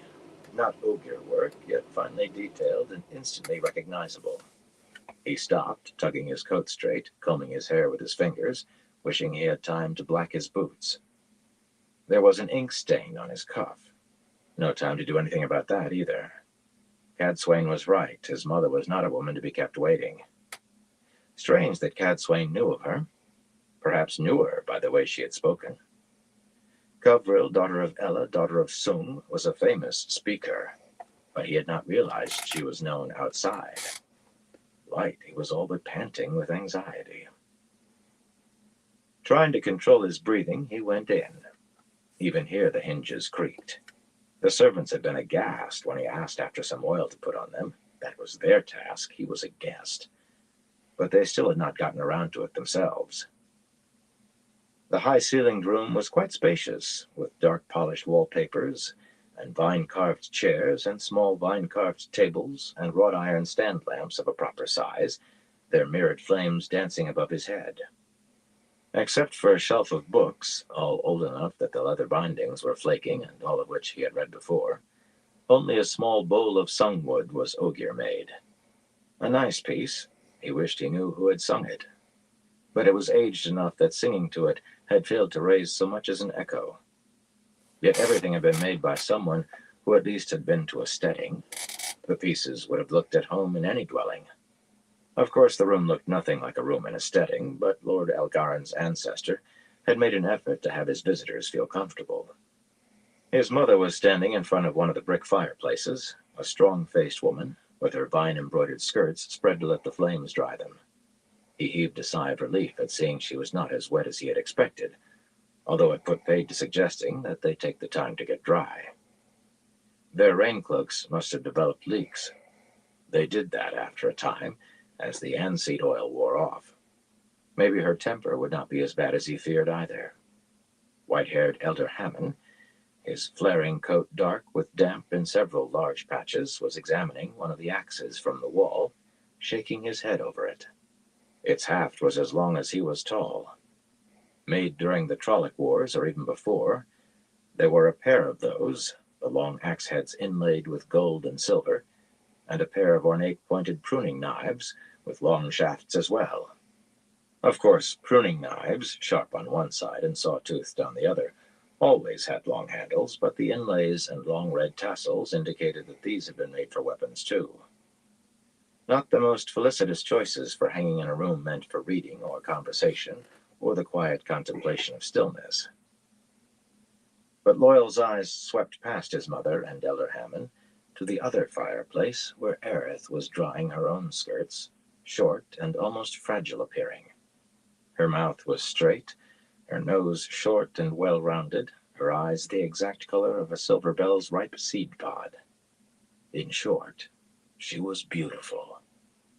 And her ears, sticking up through the glossy black hair that hung down her back, curving and plump, tipped with fine tufts that looked as soft as dandelion down, they were the most gorgeous ears he had ever seen. Not that he would be crude enough to say so.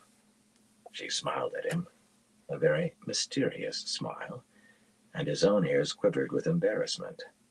Surely she could not know what he had been thinking. Could she? Rand said women could sometimes, but that was human women. So, here you are. his mother said, planting her fists on her hips. There were no smiles from her. Her brows were drawn down, her jaw set. If this was her better temper, she might as well have been drenched. I must say you've led me a merry chase, but I have you in hand now, and I do not mean to let you run. What is that on your lip? And your chin? Well, you can shave those right off again. Don't you grimace at me, son Loyal. Fingering the growth on his upper lip uneasily, he tried to smooth his face. When your mother named you son, she was in no mood to trifle with. But it was hard. He wanted his beard and mustaches. Some might think it pretentious, as young as he was, but just the same. A merry chase indeed, Elder Hammond said dryly, hanging the axe back on its hooks. He had long white mustaches that fell past his chin, and a long narrow beard that hung to his chest. True, he was well above 300 years old, but it still seemed unfair. A very merry chase. First we walked to Kyrian, having heard you were there, only you had gone. After a stop at Stedding Tsofu, we walked to Camelin, where young Elthor informed us you were in the Two Rivers and took us there. But you were gone again. To Camelin, it seemed. His eyebrows rose almost to his hairline. I began to think we were playing Ring in the Dell. The people in Hammond's Field told us how heroic you were, Aerith said, her high voice like music. Clutching her skirts with both hands, ears fluttering with excitement, she seemed about to bounce up and down. They told us all about you fighting Trollocs and Murdroll, and going out among them by yourself to seal the Manetheran Waygate so no more could come. I wasn't by myself, Loyal protested, waving his hands.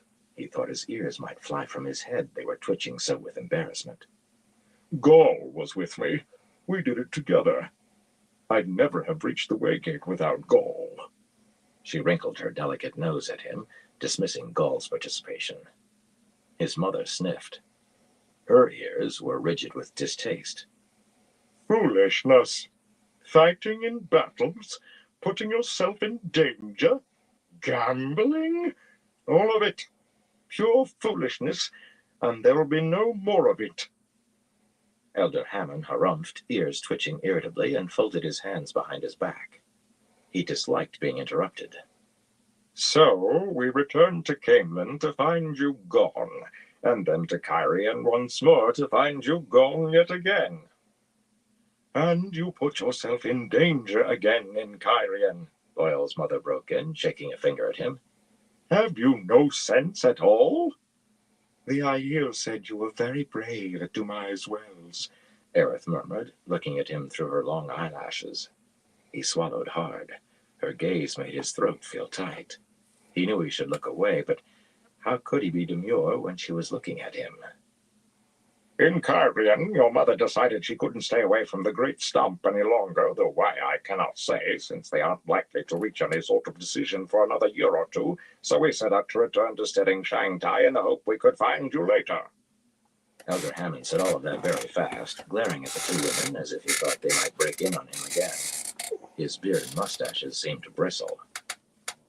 Loyal's mother gave another sniff, sharper. I expect to bring a decision very quickly, in a month or two, or I'd never have given over the search for Loyal, even temporarily. Now that I've found him, we can finish matters and be on our way without any more delay. She took in Elder Hammond, who was frowning, his ears slanted back, and amended her tone.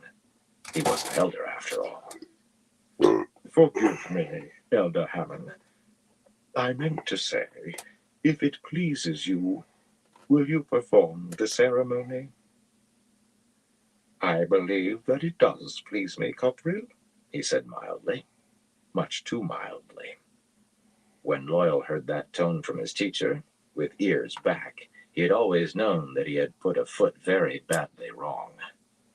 Elder Hammond had been known to throw a piece of chalk at a pupil when he used that tone.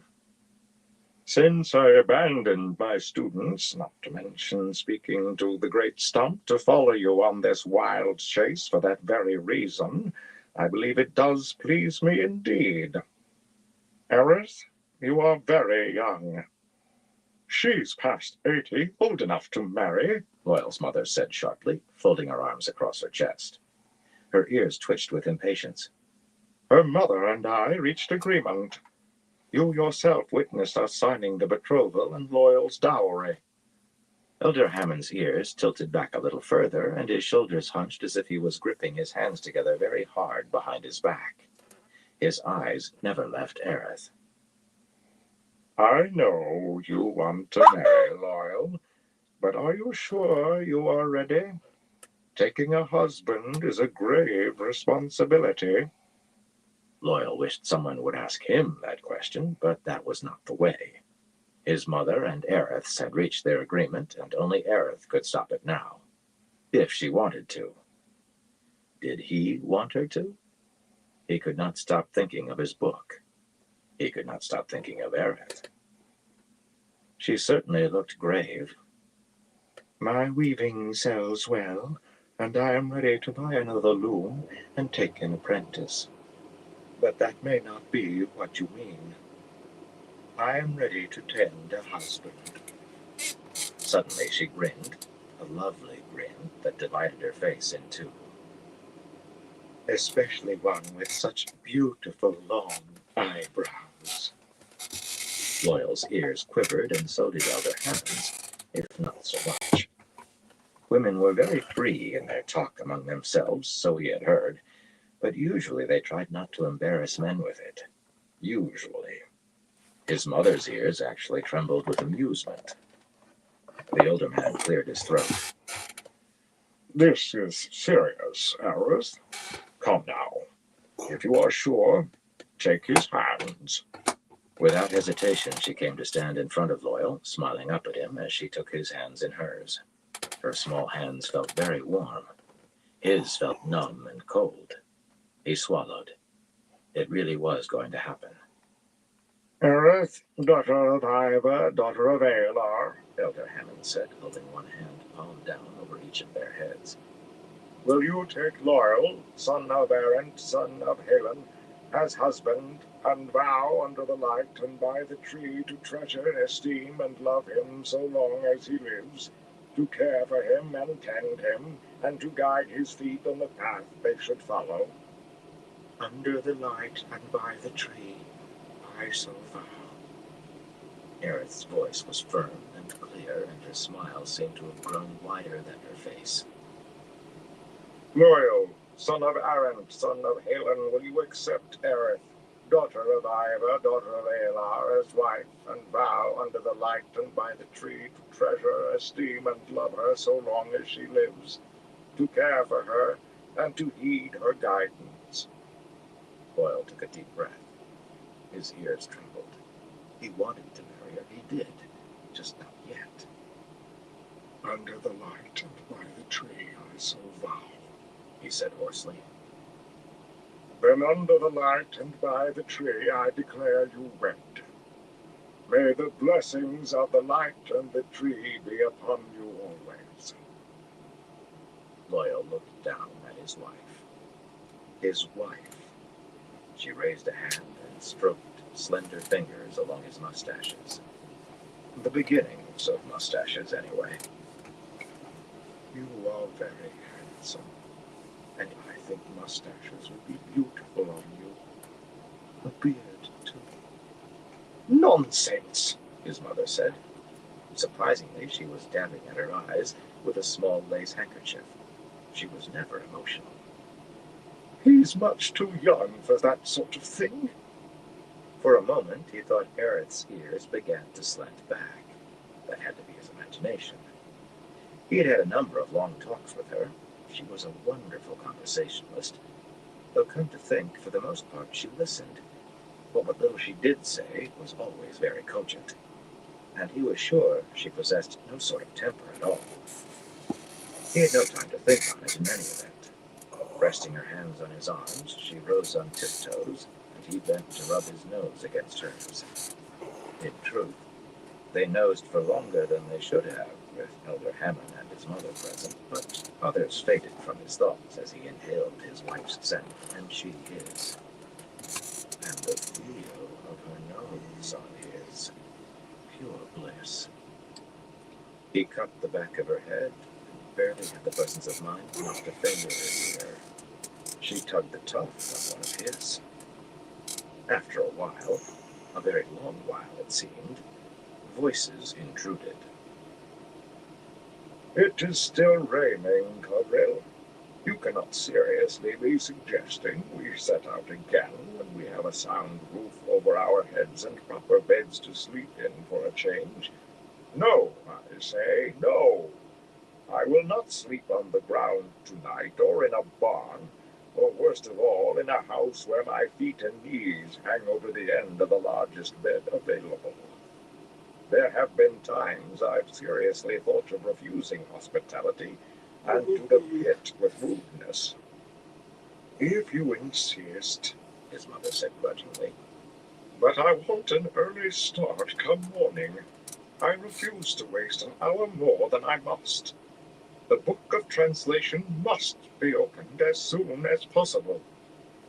Loyal jerked erect, aghast. That's what the great stump is discussing? They can't do that. Not now. We must leave this world eventually, so we can come to it when the wheel turns, His mother said, striding to the nearest fireplace to spread her skirts again. That is written. Now is exactly the right time, and the sooner the better. Is that what you think, Elder Hammond? Loyal asked worriedly. No, my boy, not at all. Before we left, I gave a speech of 3 hours that I think swayed a few minds in the right direction. Elder Hammond picked up a tall yellow pitcher and filled a blue cup, but rather than drink, he frowned into the tea. Your mother has swayed more, I fear. She may even get her decision in months, as she says. Aerith filled a cup for his mother, then 2 more, bringing one to him. His ears quivered with embarrassment yet again. He should have done that. He had a great deal to learn about being a husband, but he knew that much. I wish I could address the stump, He said bitterly. You sound eager, husband. Husband. That meant Aerith was very serious. It was almost as bad as being called son Loyal. What would you say to the stump? I won't have him embarrassed, Aerith, His mother said before he could open his mouth.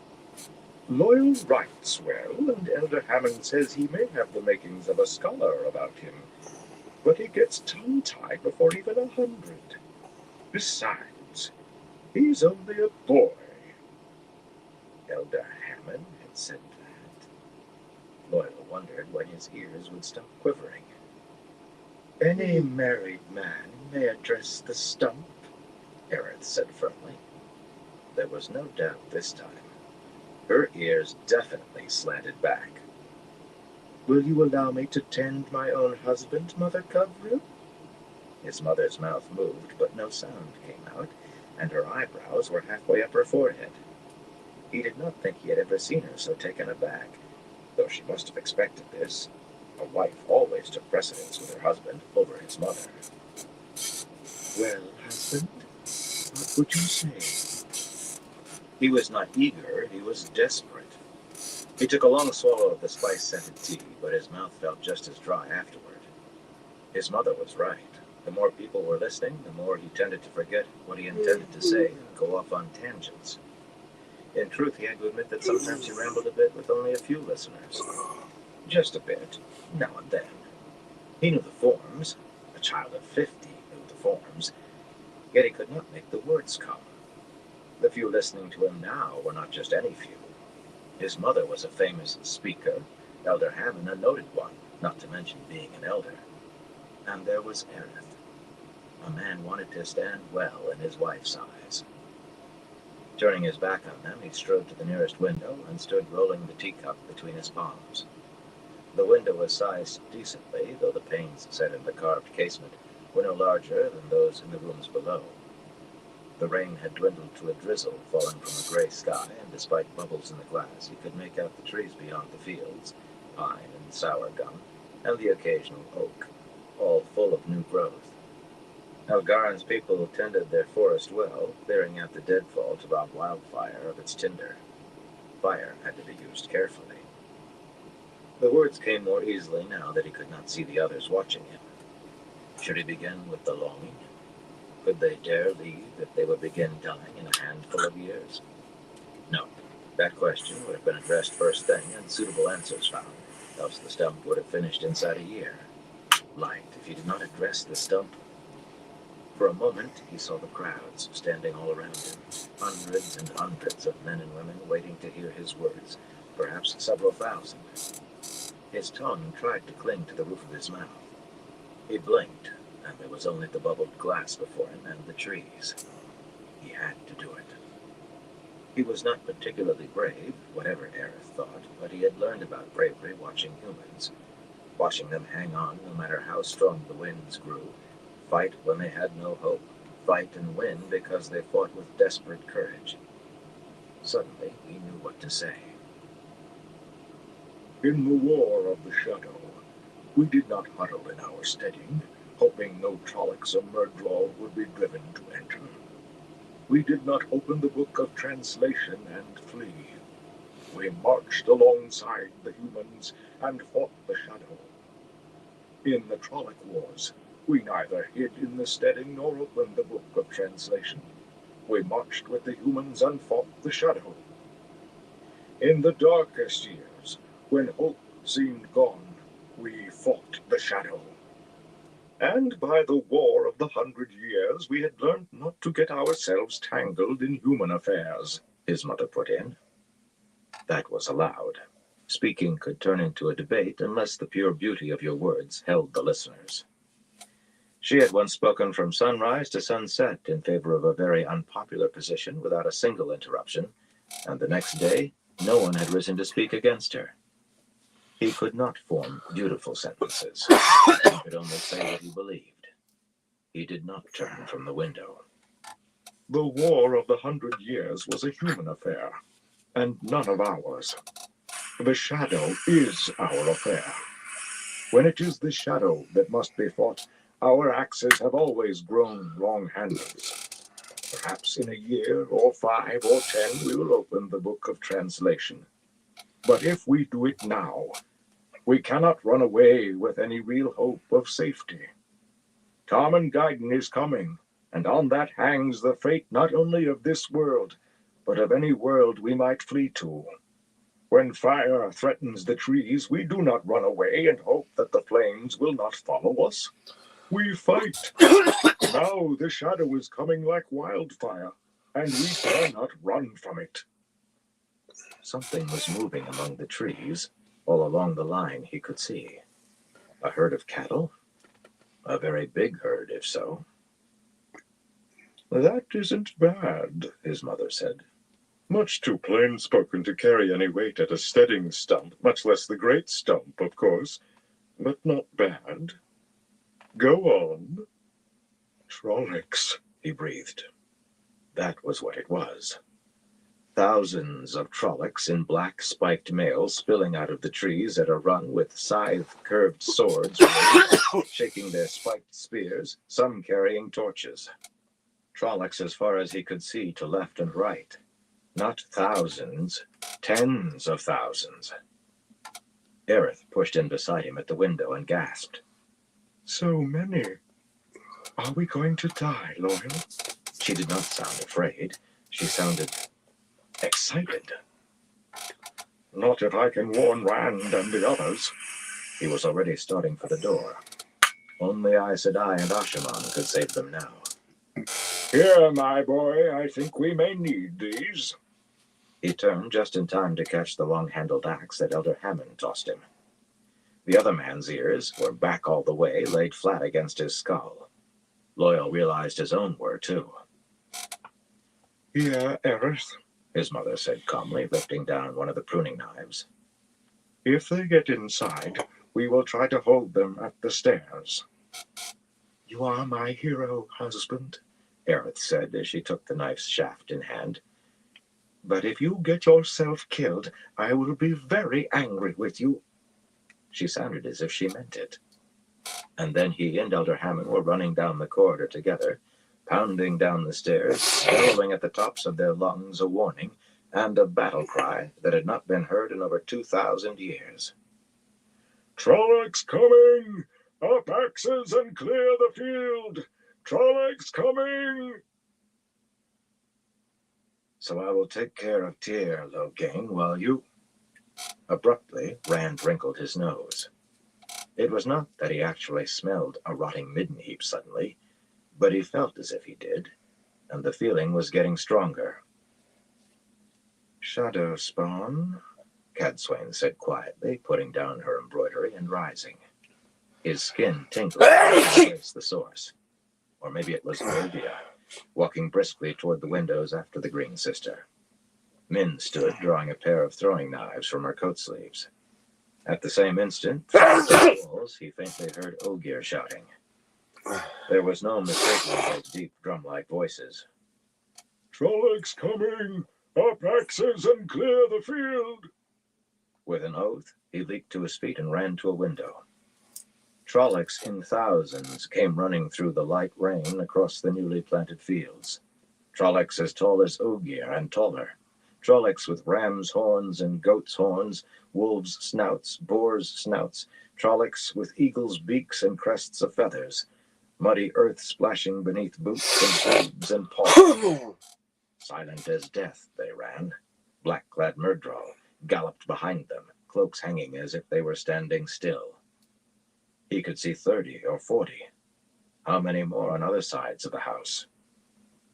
Others had heard the Ogier's cries, or maybe just looked out a window. Lightning began to fall among the charging Trollocs, silvery bolts that struck with a roar and hurled huge bodies in every direction. In other places, the ground erupted in flames, fountaining dirt and parts of Trollocs, heads, arms, legs wheeling through the air. Balls of fire struck them and exploded, each killing dozens. But on they ran as fast as horses, if not faster. Rand could not see the weaves that drew some of those lightning bolts. Now that they were discovered, the Trollocs began to shout, a wordless roar of rage. In the thatch-roofed outbuildings, large, sturdy barns and stables, some of Bashir's Saldaeans stuck their heads out and quickly pulled them back again, drawing the doors shut behind them. You told your Aes Sedai they could channel to defend themselves? He said calmly. Do I look fool enough not to? Loghain snarled. At another window, he already held Saladin, nearly as much as Rand could draw. He was weaving as fast as he could. Do you intend to help or just watch, my Lord Dragon? There was entirely too much sarcasm in that, but now was not the time to bring it up. Drawing a deep breath, Rand gripped the casement on either side of the window against the dizziness that would come. The dragon's gold-maned heads on the backs of his hands seemed to writhe, and reached out to seize the power.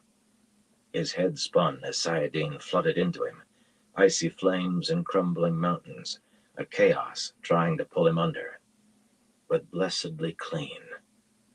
He still felt the wonder of that. His head spun and his stomach wanted to empty itself, the odd illness that should have gone with the taint. Yet that was not why he clung to the casement even harder. The one power filled him, but in that moment of dizziness, Lews Therin had seized it away from him. Numb with horror, he stared at the Trollocs and Myrddraal racing toward the outbuildings. With the power in him, he could make out the pins fastened to massive mailed shoulders, the silver whirlwind of the Offright Band, and the blood-red trident of the Cobal, the forked lightning of the Graemlan, and the hooked axe of the Algol, the iron fist of the Daimon, and the red blood-stained fist of the Noman. And there were skulls. The horned skull of the Dovol, and the piled human skulls of the Gargael, and the skull cloven by a scythe-curved sword of the Jinnen, and the dagger-pierced skull of the Banshin. Trollocs liked skulls, if they could be said to like anything. It seemed the 12 principal bands might all be involved, and some of the lesser. He saw pins he did not recognize, what seemed a staring eye, a dagger-pierced hand, a man-shape wrapped in flames. They neared the outbuildings, where swords were beginning to thrust through the thatch, as the Saldaeans tried to cut ways onto the roofs. Thatch was tough. They would need to work desperately hard. Odd, the thoughts that came when a madman who wanted to die might well kill you in the next heartbeat. Flows of air pushed the casement in front of him out in a shower of shattered glass and fragmented wood. My Excuse me. hands. Lews Therin panted. Why can't I move my hands? I need to raise my hands. Earth, air, and fire went into a weave Rand did not know. 6 of them at once. Except that as soon as he saw the spinning, he did know. Blossom of fire. 6 vertical red shafts appeared among the Trollocs, 10 feet tall and thinner than Rand's forearm. The nearest Trolloc should be hearing their shrill whine, but unless memories had been passed down from the War of the Shadow, they would not realize they were hearing death. Lews Therin spun the last thread of air, and fire blossomed. With a roar that shook the manor house, each red shaft expanded in a heartbeat to a disk of flame 30 feet across. Horned heads and snouted heads flew into the air, and pinwheeling arms, booted legs, and legs that ended in paws or hooves. Trollocs 100 paces and more away from the explosions went down, and only some got up again. Even as he was spinning those webs, Lews Therin spun 6 others. Spirit touched with fire, the weave for a gateway, but then he added touches of earth, so and so. The familiar silvery blue vertical streaks appeared, spaced out not far from the manor house, ground Rand knew well, rotating into, not openings, but the misty back of a gateway, 4 paces by 4. Rather than remaining open, they rotated shut again, opening and shutting continuously. And rather than remaining fixed, they sped toward the Trollocs. Gateways, and yet not. Death gates. As soon as the death gates began to move, Lews Therin knotted the webs, a loose knotting that would hold only for minutes before allowing the whole weave to dissipate, and began spinning again. More death gates, more blossoms of fire, rattling the walls of the house, blowing Trollocs apart, flinging them down. The first of the speeding death gates struck the Trollocs and carved through them. It was not just the slicing edge of the constantly opening and closing gateways. Where a death gate passed, there simply were no Trollocs remaining. My hands, The madman howled. my hands. Slowly, Rand raised his hands, stuck them through the opening. Immediately, Lews Therin wove fire and earth in intricate combination, and red filaments flashed from Rand's fingertips, 10 from each fanning out. Arrows of fire, this. He knew. As soon as those vanished, more appeared, so fast they seemed to flicker rather than actually go away. Trollocs, struck by the filaments, jerked as flesh and blood, heated in a flash beyond boiling, erupted, jerked and fell, holes blown entirely through their thick bodies. Often 2 or 3 behind fell victim as well before a filament died. He spread his fingers and moved his hands slowly from side to side, spreading death across the whole line. Blossoms of fire appeared that were not his weaving, and death gates, slightly smaller than Lews Therin's, and arrows of fire that must have been Loghain's. The other Ashaman were paying attention, but few would be where they could see those last 2 webs spun. Trollocs fell by the hundreds, the thousands, riven by lightning bolts and balls of fire, blossoms of fire, and death gates and arrows of fire. The earth itself exploding beneath their feet, yet on they raced, roaring and waving their weapons, Myrddraal riding close behind, black-bladed swords in hand. As they reached the outbuildings, some of the Trollocs surrounded them, pounding on the doors with their fists, prying at the boards of the walls with their swords and spears, tossing flaming torches onto the thatched roofs. Saldaeans up there, working their horse bows as fast as they could, kicked the torches back down, but some hung up on the edges of the roof and flames began catching even on damp thatch. The fires, Rand thought at Lews Therin. The Saldaeans will burn. Do something. Lews Therin made no reply, only wove death as fast as he could and hurled it at the Trollocs, death gates and arrows of fire. A Myrddraal riddled by 6 red filaments was flung from its saddle, then another. A third lost its head to an arrow of fire and an explosion of boiled blood and flesh, but that one rode on, waving its sword, as if it did not know it was dead. Rand was seeking them out. If the Myrddraal were all killed, the Trollocs might well turn and run. Death gates and arrows of fire only, Lews Therin spun now. The mass of Trollocs was too close to the manor house for blossoms of fire. Some of the Ashaman apparently did not realize that right away. The room shook to great booms. The whole manor house shook, as if struck by huge sledgehammers, shook as though about to shake apart. And then there were no more explosions, except where a fireball erupted, or the ground itself exploded to throw Trollocs like broken toys. The sky seemed to rain lightning. Silver blue bolts struck continuously so close to the house that the hair on Rand's arms and chest tried to lift, the hair on his head. Some of the Trollocs succeeded in forcing open the doors to one of the barns and began flooding inside. He shifted his hands, cutting down those still outside with flickering red filaments that blew holes in them. Some had managed to get inside, but those the Saldaeans would have to deal with themselves. On another barn and a stable, flames were beginning to ripple up the thatch, men coughing from the acrid smoke as they shot their bows. "Listen to me, Lews Therin. The fire. You must do something." Lews Therin said nothing, just spun his webs to kill Trollocs and Myrddraal. "Loghain!" Rand shouted. "The fires! Put them out!" The other man did not answer either, but Rand saw the weaves that pulled the heat from the flames, killing them. They just vanished, leaving behind cold, blackened thatch where not even tendrils of smoke rose. Death walked among the Trollocs, but they were so close that even the explosions of fireballs rattled the house now. Suddenly there was a Myrddraal afoot beside the window, pale eyeless face as calm as an Aes Sedai's, black sword already stabbing toward him. Two thrown Aiel spears took it in the chest, and a throwing knife blossomed in its throat, but it only staggered before resuming the thrust. Rand bunched his fingers together, and just before the blade reached him, 100 arrows of fire ripped through the Myrddraal, flinging it back 20 paces to lie riddled and leaking black blood onto the ground. Myrddraal seldom died right away, but this one never twitched. Hurriedly, Rand searched for more targets, but he realized that Lews Therin had stopped channeling. He could still feel the goosebumps that told him Cadsuane and Olivia held the power, still feel Saladin and Loghain, but the other man was weaving no more webs either. Outside, the ground lay carpeted with bodies and parts of bodies from the fields almost to the manor house walls. Within paces of them, a few horses belonging to Myrddraal still stood, one holding up a foreleg as if it were broken. A headless Myrddraal staggered about, flailing wildly with its sword, and here and there a Trolloc jerked or tried to lift itself and failed, but nothing else moved. "It's done," he thought. "It's done, Lews Therin. You can release Saladin now." Haralyn and Delilah were standing on the table, veiled and spears in hand. Min stood beside them, her face grim, a throwing knife in either hand.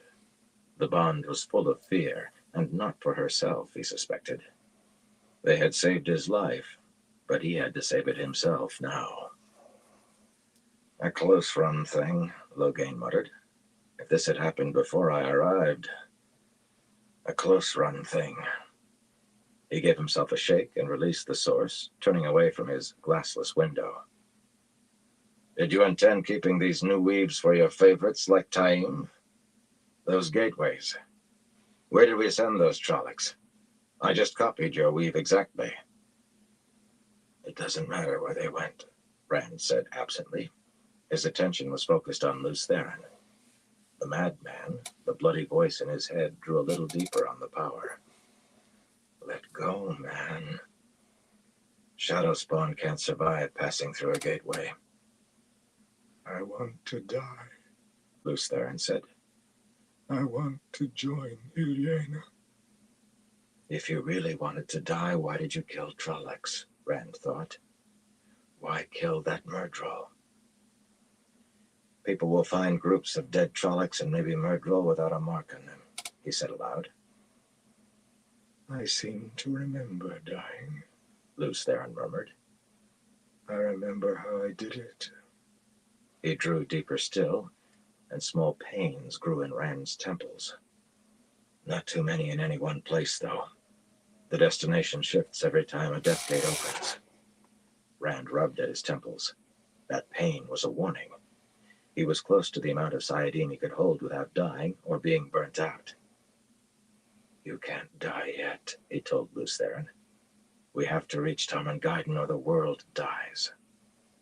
A death gate, Loghain said, his voice tinged with distaste. Why are you still holding the power? He asked suddenly. And so much. If you're trying to show me that you're stronger than I am, I already know it. I saw how large your death gates were compared to mine, and I'd say you're holding every drop of Sayadine that you can safely. That certainly caught everyone's attention.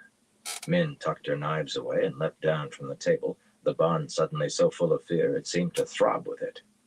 Harlan and Delilah exchanged worried glances, then went back to staring out the windows. They did not trust Trollocs to be dead until the corpses were 3 days buried. Olivia took a step toward him, frowning, but he shook his head slightly, and she turned back to her window, though her frown remained. Cadsuane glided down the room, her smooth face sternly composed. "What does he feel?" she demanded of Min.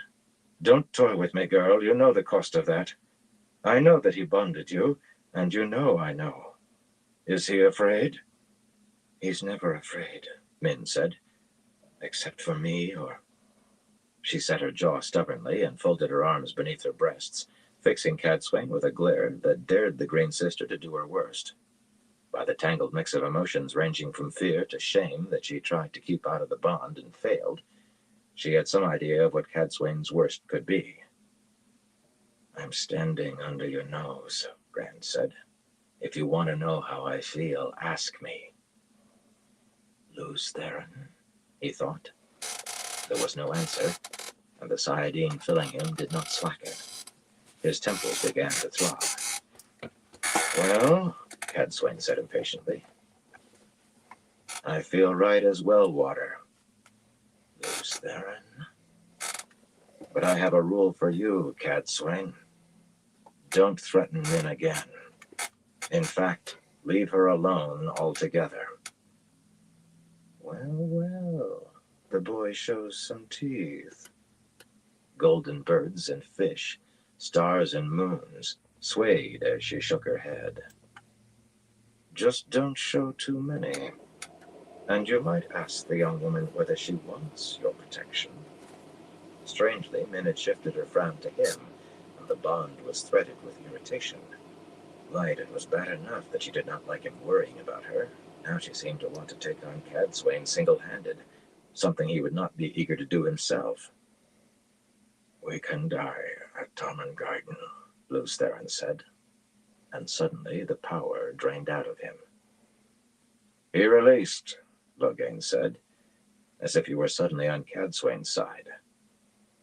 "I know," she told him.